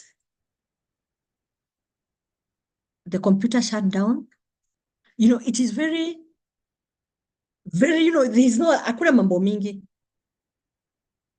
Was your trip successful? What did you manage to accomplish in your trip? You can get the difference of the questions, yeah? Do you like the candidate? Yes. In what ways do you think the candidate meets our needs? You can say so many things. There was this, there was that, there was that, there was that, there's so many things. It's not closed. It is an open. You can say many things. I can say I liked how they're dressed. I can say I like their, you can say so many other things that you can say. But the other one, do you like the candidate? I cannot say yes or no. It is either yes. So that is a closed question. Did you have a good meeting? Yes. Very close. Hakuna mambo mingi. What happened at the meeting? Like we had a good meeting, we did this, you can start, we can talk on and on and on and on and on. So it's very important when you're probing or when you're asking questions, when you're exploring, ensure that you ask the right questions. No, are you going to use the open questions or the closed questions? And in most cases, we are told when you're exploring, in most cases, we use the closed and open questions because that is it's open based on what you want to understand. Because maybe I want to know, were you late? What time did the meeting end? What happened? So based on what you want to understand, then that is when you evaluate and see what questions are you going to ask. And that's why preparing is very, very important. So some probing questions that we can use. Can you be more specific? Because this now helped me to give you more. Maybe I've told you, the meeting was just okay. You've asked me an open question. So I'm like, so what happened at the meeting? It was okay. At least we had this, we started, the presentations were there. Yeah. It was okay. Then I'll be like, just be more specific. Why do you say it was okay? Can you give me an example? So now you start probing. You've explored, you start probing, and they'll go on and on. If you're not comfortable, like, so which presentation was that? And you will probe, and like, so what happened then? So like, no. So then they'll tell you, after this, I don't know what happened, this and this and this and this, and like, then when I'm not very sure and I want to pick maybe a specific, I'll be like, okay, for instance, and this person will give you examples, okay? Then you'll be like, so how does this affect you? Then now we'll be like, okay, for me, I felt that maybe this and this. And I get to understand as a coach, I'll be like, okay, so that is what Irene thinks about that. This is what they have in mind. So it helps you as a coach to not start preempting or preparing yourself, because this is how they were affected. So now what you're trying to do is like, you're looking for a way of ensuring that you make good. Yeah. Then you'll be like, what might have caused that? Do you think, no, you're also now asking that person. So they give you the solutions. Yeah. Can you feel me on the details? So by the time you're getting to formulate even a goal, already this person has given you all that you need. But if you don't listen to them, you'll not get to know where they're coming from. Okay. So having done that, having looked at the questions, having looked at how we're going to exploring questions whereby we say we have the open questions, we have the closed questions, we have the probing questions, you know, and I'm sure you know the closed questions are the ones like, what happened? Are you late? I mean, do you like the candidate? It is yes or no. That is a closed question. An open question is whereby somebody can say more than is expected. Like, what did you manage to accomplish on your trip? Yeah, so I'll tell you so many things. A probing question is whereby you want more information. So it'd be like, can you be more specific? Can you please give me an example? Give me how did it affect you? So you're able to get to know more. So having gone through that, all that, I want us now to look at the steps and strategies of effective coaching. And we have 5 steps. And the steps that we have for effective coaching are as highlighted. So the step 1 is where we describe the performance issue in a professional manner. And like I said, we use the questioning techniques to be able to find out, to probe, to know, to explore, we listen, and we reflect. So at least we're able to know the performance issue, discuss the cause of the problem, identify and write the possible solutions, develop an action plan, and conduct follow-up session. Okay, so we'll go through each by each. We start with the number 1, the first step, which is describing the performance issue in a professional manner. Like I said, this is coaching, is a structured way, it's a structured process. So you have to make sure there is the professionalism in it. So in this step is that as you describe the problem, you need to be specific. Point out the acceptable levels, the quantity or the quality of performance, and show the employee exactly where his or her output does not meet those levels. You have to describe, Irene, I feel we're having an issue in this particular area. Point out. Use data. You have to have data. They say data does not lie. And you also have to be very clear. Like I said, one of the characteristics is to be positive. When you start this discussion, do it in a positive way. And like I said, like coaching comes in very, very handy when you're doing the performance appraisal, because that's why you give for feedback. Start it in a positive way, that we're not here. We are here for improvement. It's for improvement. The element of continuous improvement. Don't be like, you see, you've not even achieved anything. Out of the 5 objectives, I can see you've only achieved 1. What you've been doing for the last quarter, it's like you've just been sleeping. I had someone who was telling somebody, you've just been taking tea and coffee, you know. Don't start by threatening. Be positive, because the more positive you are, you're there to look for solutions. You're there to make it, to develop this person. So be positive. Engage in a positive way. Okay? Number 2, discuss the causes of the problem. We're supposed to have achieved 5 objectives, but I've only achieved 2. Why? What could be the problem? Yeah? And always remain relaxed and friendly. Gather all the information you can about the problem by asking open-ended questions. General questions, which you begin like, how? How did that happen? What may have gone wrong? When did that happen, you know? Because maybe the 5 objectives that you gave me, maybe 3 of them are dependent on some resources. Maybe assume we're supposed to open some branches somewhere. The budget, there was no budget. You get? So you have to discuss the causes. Why is it a problem? Why don't you delegate? Maybe having challenges with delegations. Why? What is the problem? It's like maybe the person I need to delegate to maybe is lacking a specific skill. So discuss the cause of those problems. Okay? Because the moment you discuss that, then you're able to formulate the action plan. Okay? Discuss the causes of the problem. You may find it appropriate to ask some specific questions designed To clarify, sorry, let me just take a glass of water.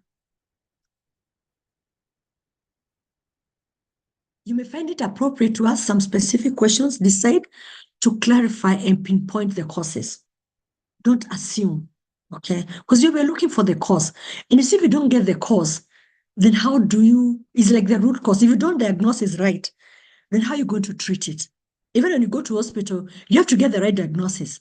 Because if you don't do that, then it becomes very difficult to treat that issue. So in this case, you have to ensure you get it right, discuss the cause of the problem. And we are told most performance problems are because of these 5 factors. So as you're looking for the cause, ask yourself, the role expectations, are they clear? Do I understand what is expected of me? I head this department or this section. Do I understand? Do I understand my role in this role? Yeah, my responsibilities. I'm supposed to be in charge of recruitment. Do I know that in recruitment, I will do this? I will create the job advert. I will look for the jobs. Do I know that? Yeah. And what are my expectations? And what are the expectations of my supervisor? Do I have the abilities? I'm in recruitment. Can I be able to generate an advert? Can I be able to formulate a job description? Do I even know the difference of a job description, a job specification? Do I have that ability? Or just because I'm a HR, I worked somewhere as a HR and you give me a job that I've never even, like, okay, I like that now that there's at least there's some structure in the HR profession. Do I know? Do I have the ability? The job design, how has the job been designed? Does it bring a lot of conflict? Because you find at times maybe why the objectives are not achieved is because like one assignment, there's so much conflict. I find what I'm doing, another person is doing, we conflict, their way, my way. So maybe it's a job design. So you also need to look at all this because it is going to help you get the performance problem. The work environment, is it conducive? Or is a work environment that is very hostile, very rigid? You're always shouting. There's nothing right. If people talk even in meetings, you shut them down, you demean them. Yeah? That also affects on the performance. Maybe you're the problem as a supervisor. You don't give room for mistakes. Somebody makes a mistake, they better even not come to work. They start giving sick sheets. And I always tell supervisors, when you realize in your section you're having so many sick sheets that are not well defined and impromptu sick sheets, call yourself for a meeting. Maybe the work environment. It may not maybe you or the organization. We'll be like, no, I don't feel like going to work. I just go to hospital. Maybe the pressures, they are going high. I go to hospital and I get a sick sheet. We all know some people they'll give you sick sheets. I worked in an organization where we were doing an audit and we realized there's somebody who was even being paid 500 shillings to go and get the other members of staff sick sheets. Because the work environment is unconducive. The working environment, maybe these people are so oppressed that when they get their salaries, the first Monday, when the first weekend after the salary, everybody does not come to work. Because it's like, what? I need to just go and relax. I'll deal with the issues. Also, it can also be a personal or motivational problem. Maybe I have a self-esteem issue. So don't assume, diagnose the problem. Because that is the only way you're going to formulate strategies that are going to ensure that you achieve what you're looking for. Okay. So like I've explained, these ones I've explained all of them. Yeah. These are personal motivation, which may be affecting your ability to work. Like I talked about that small boy. He was a good student, but because he had a personal challenge. But the moment the teacher got into their space, they became the best student. In fact, the story goes and says, I think currently one of the biggest or the most renowned international university has been named that small boy. He became a big, big person just because somebody took time to diagnose their problem. They did not assume. Okay. Then now from there, once you've done that, identify the possible solutions. What solutions what can we do to make it better? And like I said, listen more. You'll be surprised. They have the solutions. They have the solutions with them. Yeah. You may have the solutions in yourself, but it feels good when you give them the solutions to make for themselves. Okay. Identify the solutions, and the employee will be more committed to solving the problem if he or she had a say in the solution. Trust me, this has been tried, tested, and it worked. Okay? Develop specific. Once you've gotten the solutions, develop a specific action plan. And this is where we're talking about, I think Odoro was asking about the implementation. If you don't have a specific action plan, then these are not going to work. And how do you ensure you have that? It has to be SMART. We all know the acronym SMART, whereby it has to be, what do you want to accomplish? So it has to be specific. Yes. Quantify your goals. They have to be measurable, because how are you going to evaluate them? Your goals need to be achievable. Whatever we are setting, we'll be having monthly meetings, coaching sessions every Friday of the month for 1 hour. Is that achievable? Yes. We'll be having coaching sections every day for 2 hours. Is that achievable? Unless all you're doing is coaching. It has to be something that is achievable. Think where you're setting the goals. Be realistic. Is it realistic, whatever we are setting? Can we be able to be having 2 hours or 4 hours in a day for coaching? In a day, we said we work for 8 hours every day. Unless business is not, there's nothing else that we're doing. Unless no, it's very strategic, whereby you've said in the month of August, I'm going to be doing coaching half the day. But is it really realistic? There are so many interruptions that are coming. 4 hours seated with people. Is it realistic? We've said some of this generation, their concentration levels are they're very low. 1 hour, they need a break. So for 4 hours, you're not going to achieve much. So it has to be realistic. And you have to know, when are you going to reach? We have to have a time frame. Is it 1 year? Is it 2 months? Is it 3 years? You have a time frame. And once you've done that, you've gotten a SMART goal plan, which is SMART. It's specific. This is what we want to achieve. It is measurable. I am going to know. Is Irene improving on the delegation skills? How am I going to know? They'll come and say, maybe as you're doing the interactions, like, oh, by the way, I was able to delegate to the HRO in charge of recruitment, and they're able to do this. Actually, they even developed the job advert. You know, you can be able to see there's something you can be, there's something tangible. There's something you can put on it. There's something you can touch. Okay? Then after you've done all that, then have priority. You may have like 10 problems, 10 solutions, but now what are we going to do first? We start with 1, we start with 2. So number 1 will be mentoring. Will be maybe delegation. We have this other item. We have this other performance issue. Then we prioritize them, because you said you have to do 1 by 1. Otherwise, you may confuse the whole system of an employee.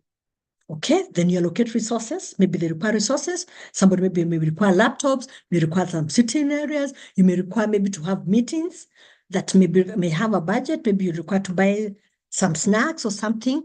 Allocate the resources. Allocate maybe a meeting room of where you need to go.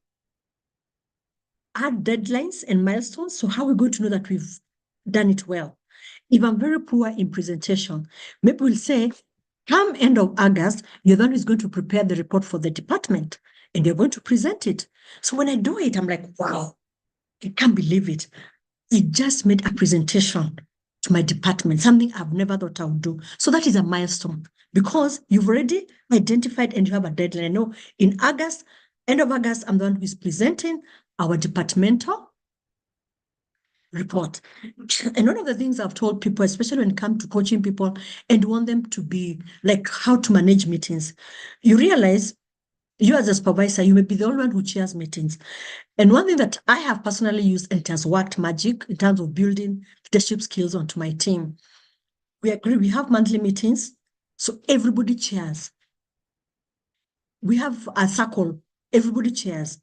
And I'll sit in that meeting as a participant. not as the chair or as the supervisor. So they'll chair, they'll produce the report, they will ask questions, they will do anything. And after that, I will sit with that person and tell them, by the way, next time you chair the meeting, do 1, 2, 3, and 4, and 5. I'll give them feedback, constructive feedback. And it has worked magic. And even when you're away and the meeting has to take place, you don't feel like, oh, should they do the wrong things? Even when maybe you have to go for a management meeting and you're not available, and you ask one of your colleagues to go, you're very comfortable because they already know. They have it in mind. So that for me has really worked, especially in conducting meetings in a professional way. So somebody will go through the report, they will challenge it, and and everybody will challenge each other. Because everybody, we are 7 of us. Everybody will do it. But now I'll come in. Since I'm also part of the team, there's a time I will also chair. Then, of course, part of the session, I'll also maybe make my comments. But it gives them a lot of confidence that you're allowing somebody to chair a meeting. I remember the first time the first person did it. After we are done, they came to the office like, Irene, I don't believe it. So it feels to chair. I didn't, So that's how you do it. Yeah. So, but that can only be done if you have defined the milestones. But I know Irene, August, you're chairing the meeting. Lucy, so at least somebody is able to see that for real, they've achieved it, monitor progress, give positive feedback where it's necessary. Then the last step is follow up the sessions. I wanted you to know how to conduct meetings. You have done it. I'll give you feedback.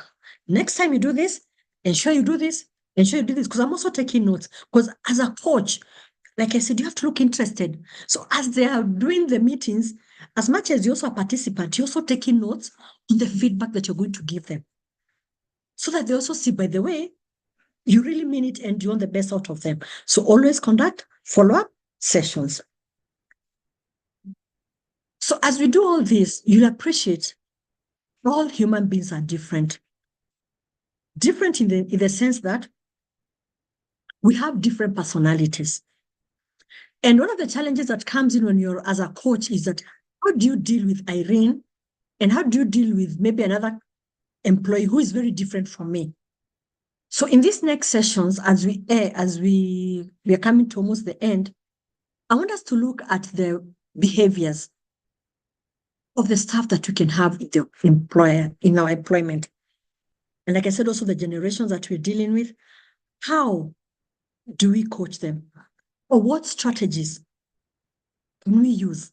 Because you realize that somebody, if you use the open questions, maybe they like talking, they'll talk and talk and talk and talk and talk and talk.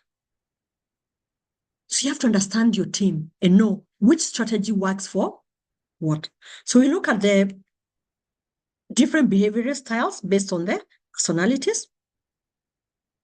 Because like I said, having to deal with different kind of employees, we have to understand, we have to know the best style that works for the person and the best style that works for your group. And this will come by us understanding the different behavioral styles. And we want to pick on a model that is called the DISC. So this is like a DISC, In the past, we used to have DISCs for computers. So this is a DISC. So whereby D stands for dominance.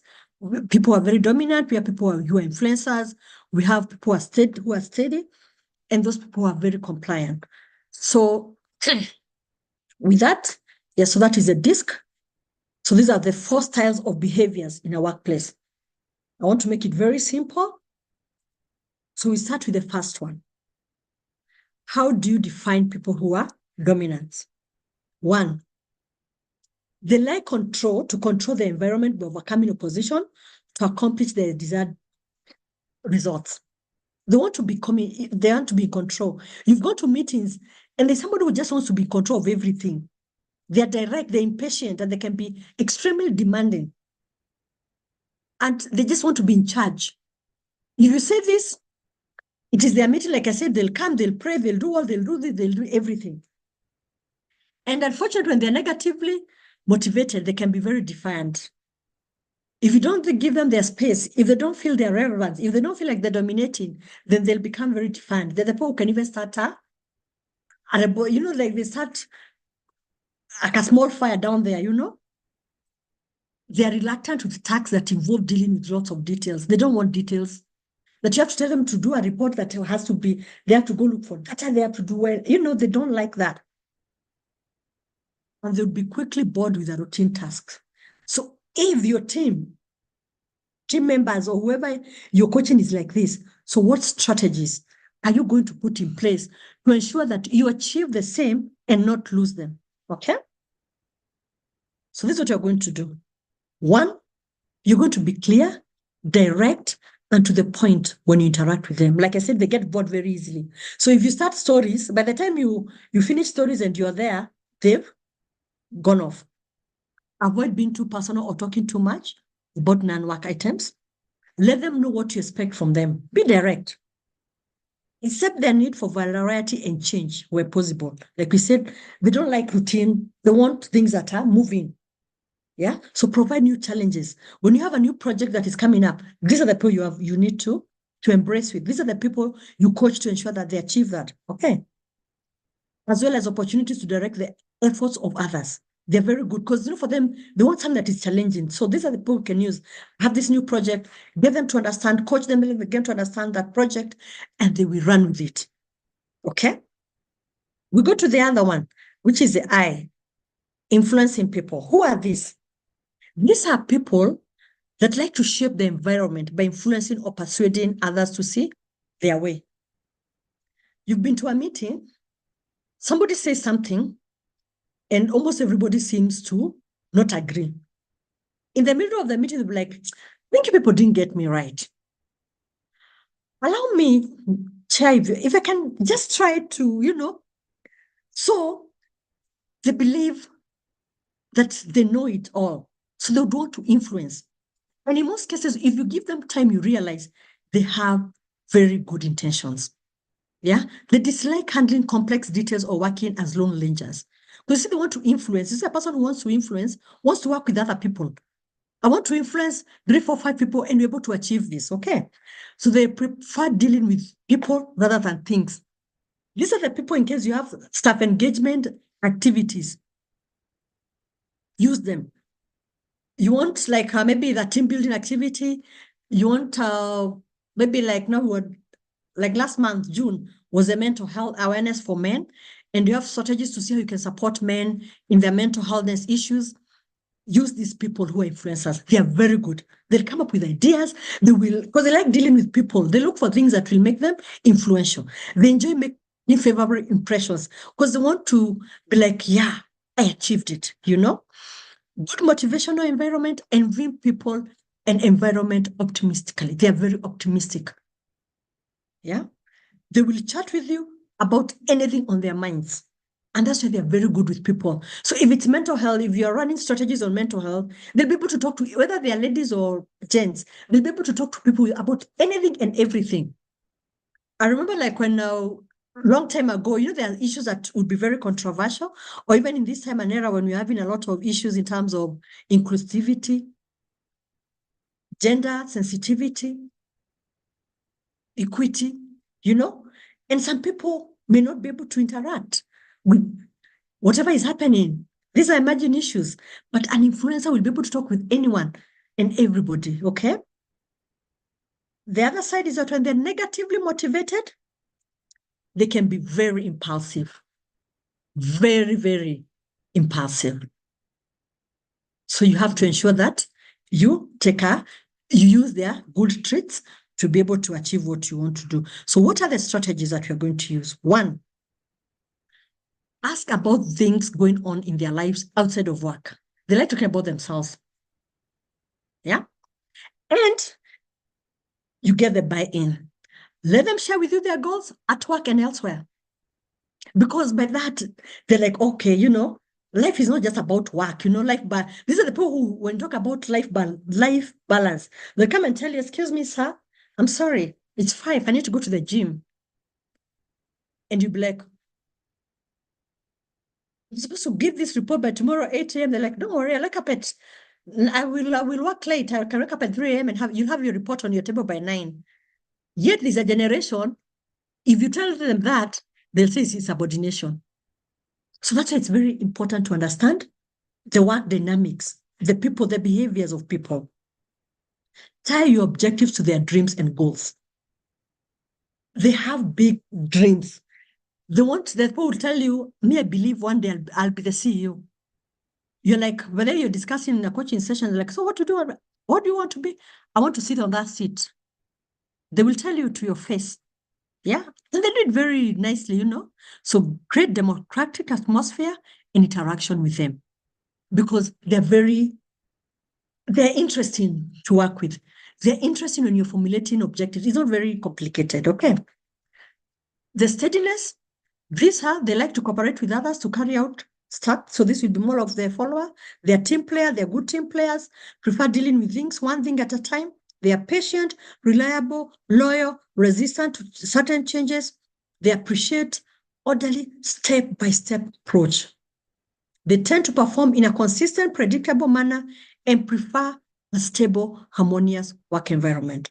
When they get demotivated, they can become stubborn, moody, usually expressed in form of passive resistance.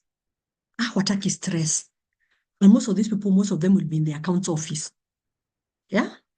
They want things done in this way. Wataki mambo mingi. Just consistent in what they do. You can always predict. When they're not happy, they'll be moody, but they'll not say what is hurting them. They'll not talk about them. So what are the strategies? Provide specific direction and offer assurances when necessary. Because these are not the people who will say when they have problems. It's very hard that they come and tell you they have a problem. They will just retreat back. When implementing change, be sure to lay out a systematic step-by-step procedure. Let them get to understand. If it is change, use the simplest: freeze, unfreeze, refreeze. Don't be complicated. I don't know what. No. They want to know step. And if it's step one, finish with step one, give them feedback. Like, they just want to be informed. They want to be assured that you've done things right before initiating change. They will challenge you. They're very, in terms of intelligence, they're very intelligent. They will ask questions. So you have to ensure that you're on track and you're well aware. Then, compliance. These are custodians and demands quality and accuracy. They appreciate opportunities for thorough and careful planning. They're critical thinkers. They think a lot. So you have to give them opportunities to think. They prefer to spend time analyzing a situation, unlike steadiness, are slow to accept sudden changes. You don't just come today and tell them, by the way, we are changing this system from this ERP to this one. It has to take time. They like following procedures and standards, prefer their own. They respond favorably to logical, well-thought-out planned options. When negatively motivated, they become cynical or overcritical. They'll be like, I even knew the system would work. Those people. So what strategies are you going to use? Because these people they prefer that you follow the procedures, Paul and Diomendo, in a logical, well-thought. Yeah. And in this time and era, when at times you need to do things overnight, so how do you deal with those people? What strategies can you put in place for these people? One, you have to give them opportunities to demonstrate their expertise. If it's somebody in audit, let them come and audit. That is their expertise. If it's someone in HR, if it's somebody in marketing, and this is their compliance, let them demonstrate their expertise within the time frames that you've agreed upon, within the objectives, within the focus that you do have as an organization. Plenty of details. They love details because, like I said, they take time. So you have to get their buy-in. So you have to give them details and details. If then they have a challenge on something, have facts on the table. Yeah. Enough time to prepare for meetings properly, especially if they have an item on the agenda to present. The people you call at night and you tell them, by the way, that issue you told me about, tomorrow I'm having a meeting at 11. Can we do it? Can you come with that report? Trust me, you will have demotivated them because they love. If you guys have agreed to be having a meeting on the second Tuesday of the month, maintain if you can, unless it is on unique. Of course, there's that element of flexibility. Yeah. And they will give you the best that they can. Situations where systematic approach will contribute to long-term success. We do this every second week of the month. And for them, they're looking at that goal. Maybe at the end of the year, when you're doing our returns, we'll ensure we have all the requirements, all the documentation that we need. So my dear good people, so those are the coaching strategies that we can use for every behavioral styles that we have in our workplaces. And I'm sure from this, I'm sure you're able to pick some of your staff or some of the employees that you work with who fall under these styles, either the compliance, the steadiness, the influencers, or the dominant people. So with that, as we are coming to the end, it's just that to emphasize that as we conclude, having gone through all the things that we've gone through, we have seen the elements, what needs to be done as a good coach, the communication skills. We looked at the steps of coaching for optimal performance, the strategies that we can embrace for different behavioral styles that we have in our work areas, so that we can ensure that at the end of the day, we want to achieve optimal performance. So in conclusion, I just want to say this, that coaching should be done in a practical and accessible way. Yeah. A coach, what we hope to achieve today, needs to be a person who provides insights to the employee. They're helping all those seeking their advice. Provide insights, understand them. We already have now, we are sure we have the right skills. If we evaluate ourselves, and after this training, I will request that all of us kind of evaluate themselves and ask ourselves, as a coach, which area can I improve? So that as you're going to implement it, you've already restructured yourself as a person. A coach needs to be willing to share skills, knowledge, and expertise without looking for any return.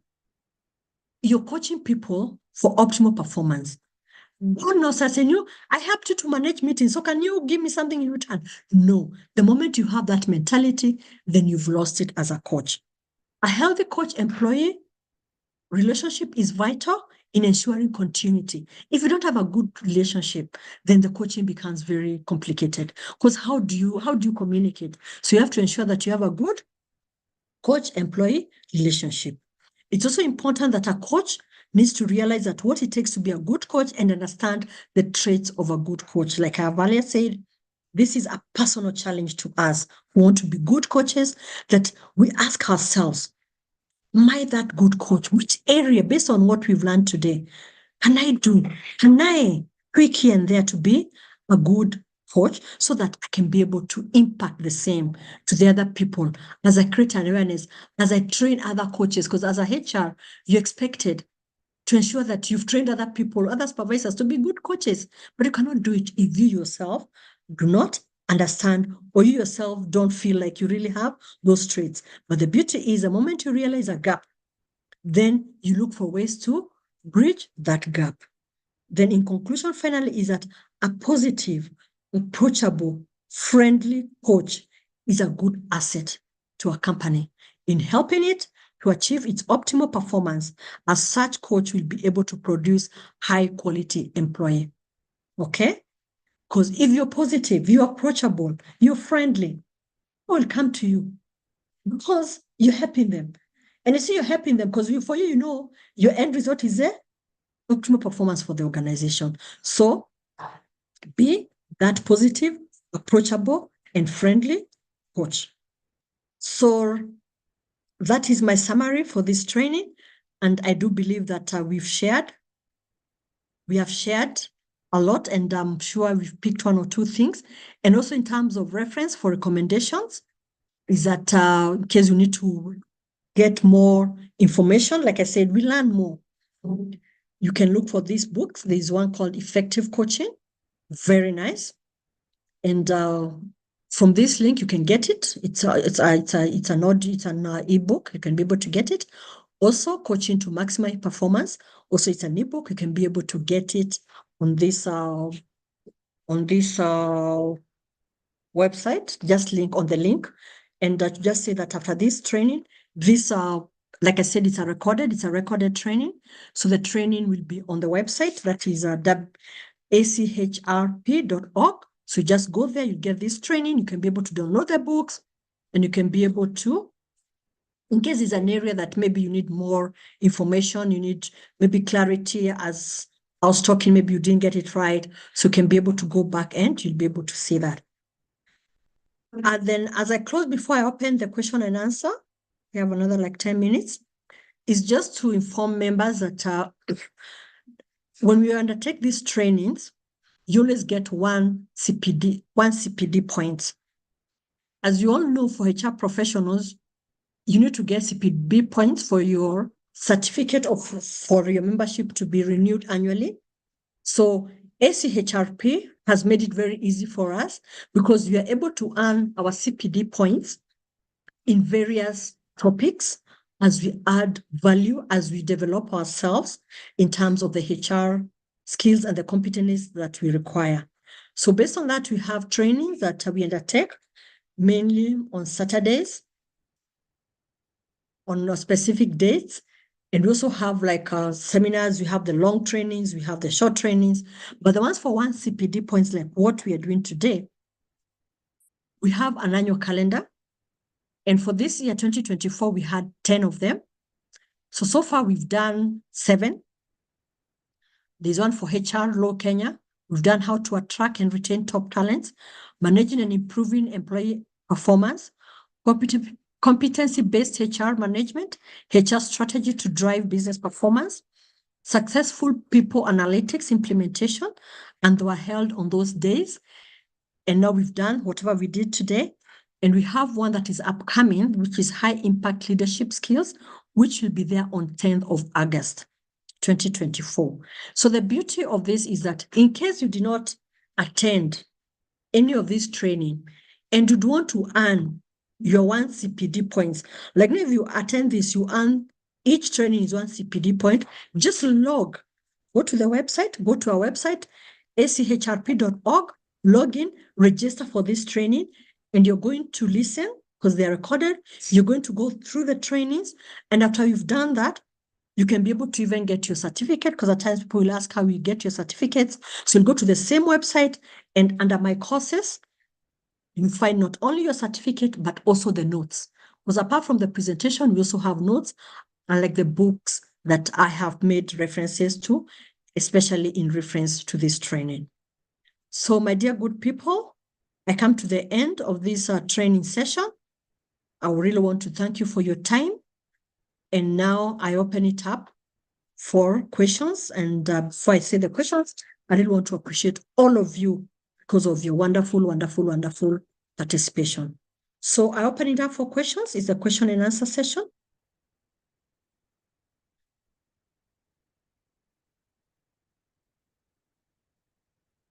Okay.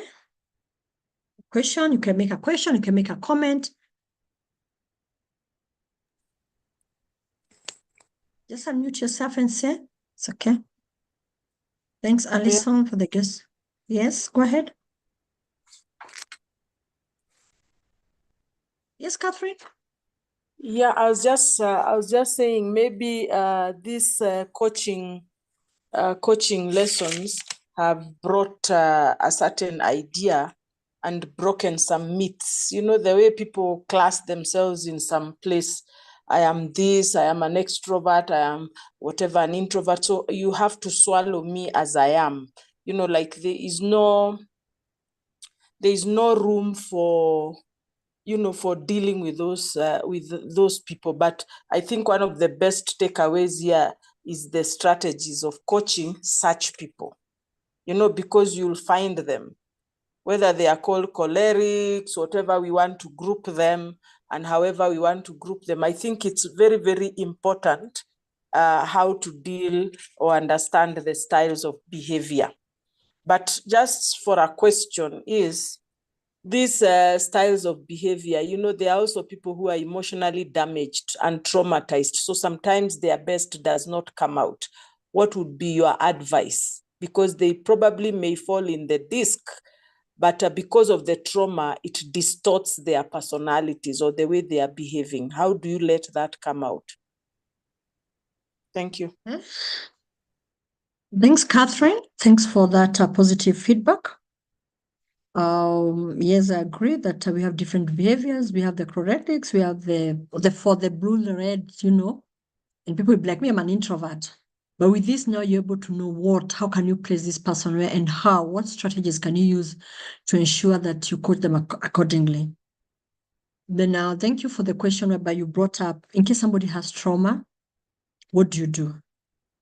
And I think when we started, I did say that we need to differentiate between counseling, coaching, and mentoring. If you as a coach realizes that this person has a trauma issue, then for me, I would recommend counseling. Maybe you refer them to a counselor. I know some of the HR people there are some HR people who've done counseling. And I tell people counseling is not that just because you sat with somebody who had an issue and you help them, professional counselor. Because like trauma, if you're not a professional counselor, you may make it worse. So for me, I think I would suggest that you refer them to a counselor who will now get into them. Because trauma, you have to get into whatever they went through. They have to let go. And it is a process. So for those who are traumatized, and you as a coach realizes that, you have to be very strategic and know what approach or strategy you're going to implement so that you're able to encourage this person to seek counseling services. And like we said, it has to come from them. So it has to be, you have to use a strategy that this person will actually feel, by the way, I think I need to see a counselor. Now they'll even ask you, by the way, do you have any counselor that you can recommend? Because you're like me, I'm not a counselor. So do you have a counselor that you can recommend? So Catherine, for me, that's how I'll approach it, whereby I look for a strategy based on our discussion, out of our exploration, then I'm going to refer them to counselor because now that needs professional counselor and not a coach. I hope I've responded, or anybody would want to add to what I've responded, especially on people who have trauma. And at times we can tell by then observing them. Anyone would want to add?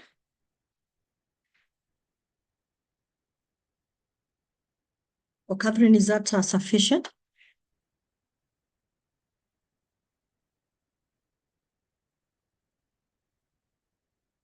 Catherine, does it answer your question?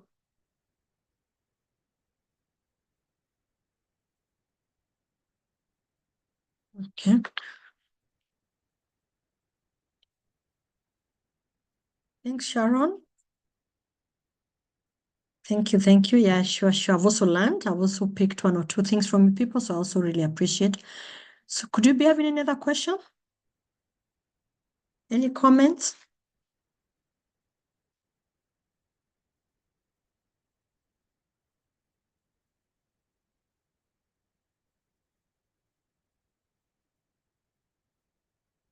Okay. So my assumption is that we are all well, and we did learn or picked something from this session, and thank you so much for the kind sentiments.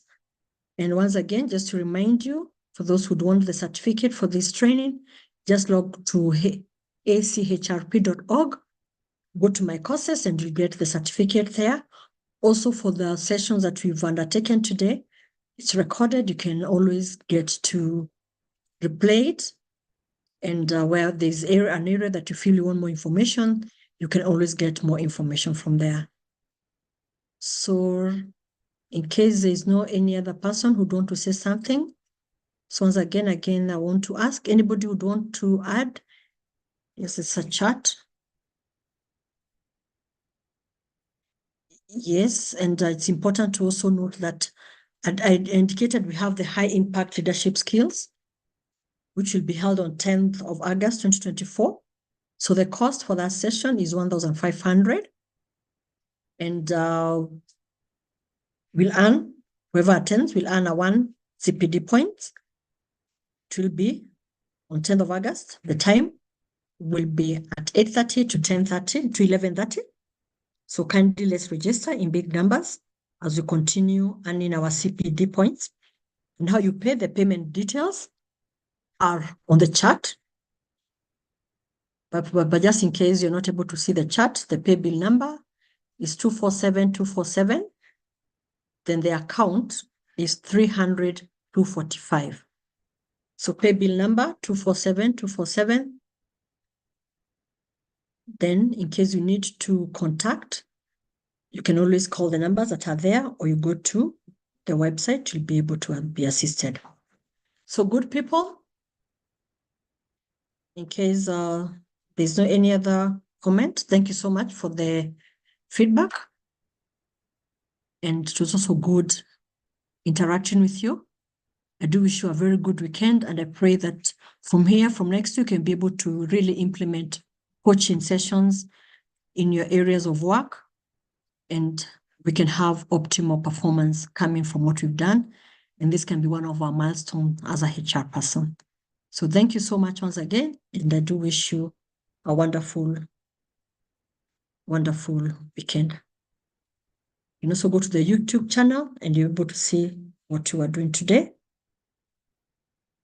So kindly, I wish you the very best. Thank you. God bless you all. Yes, we thank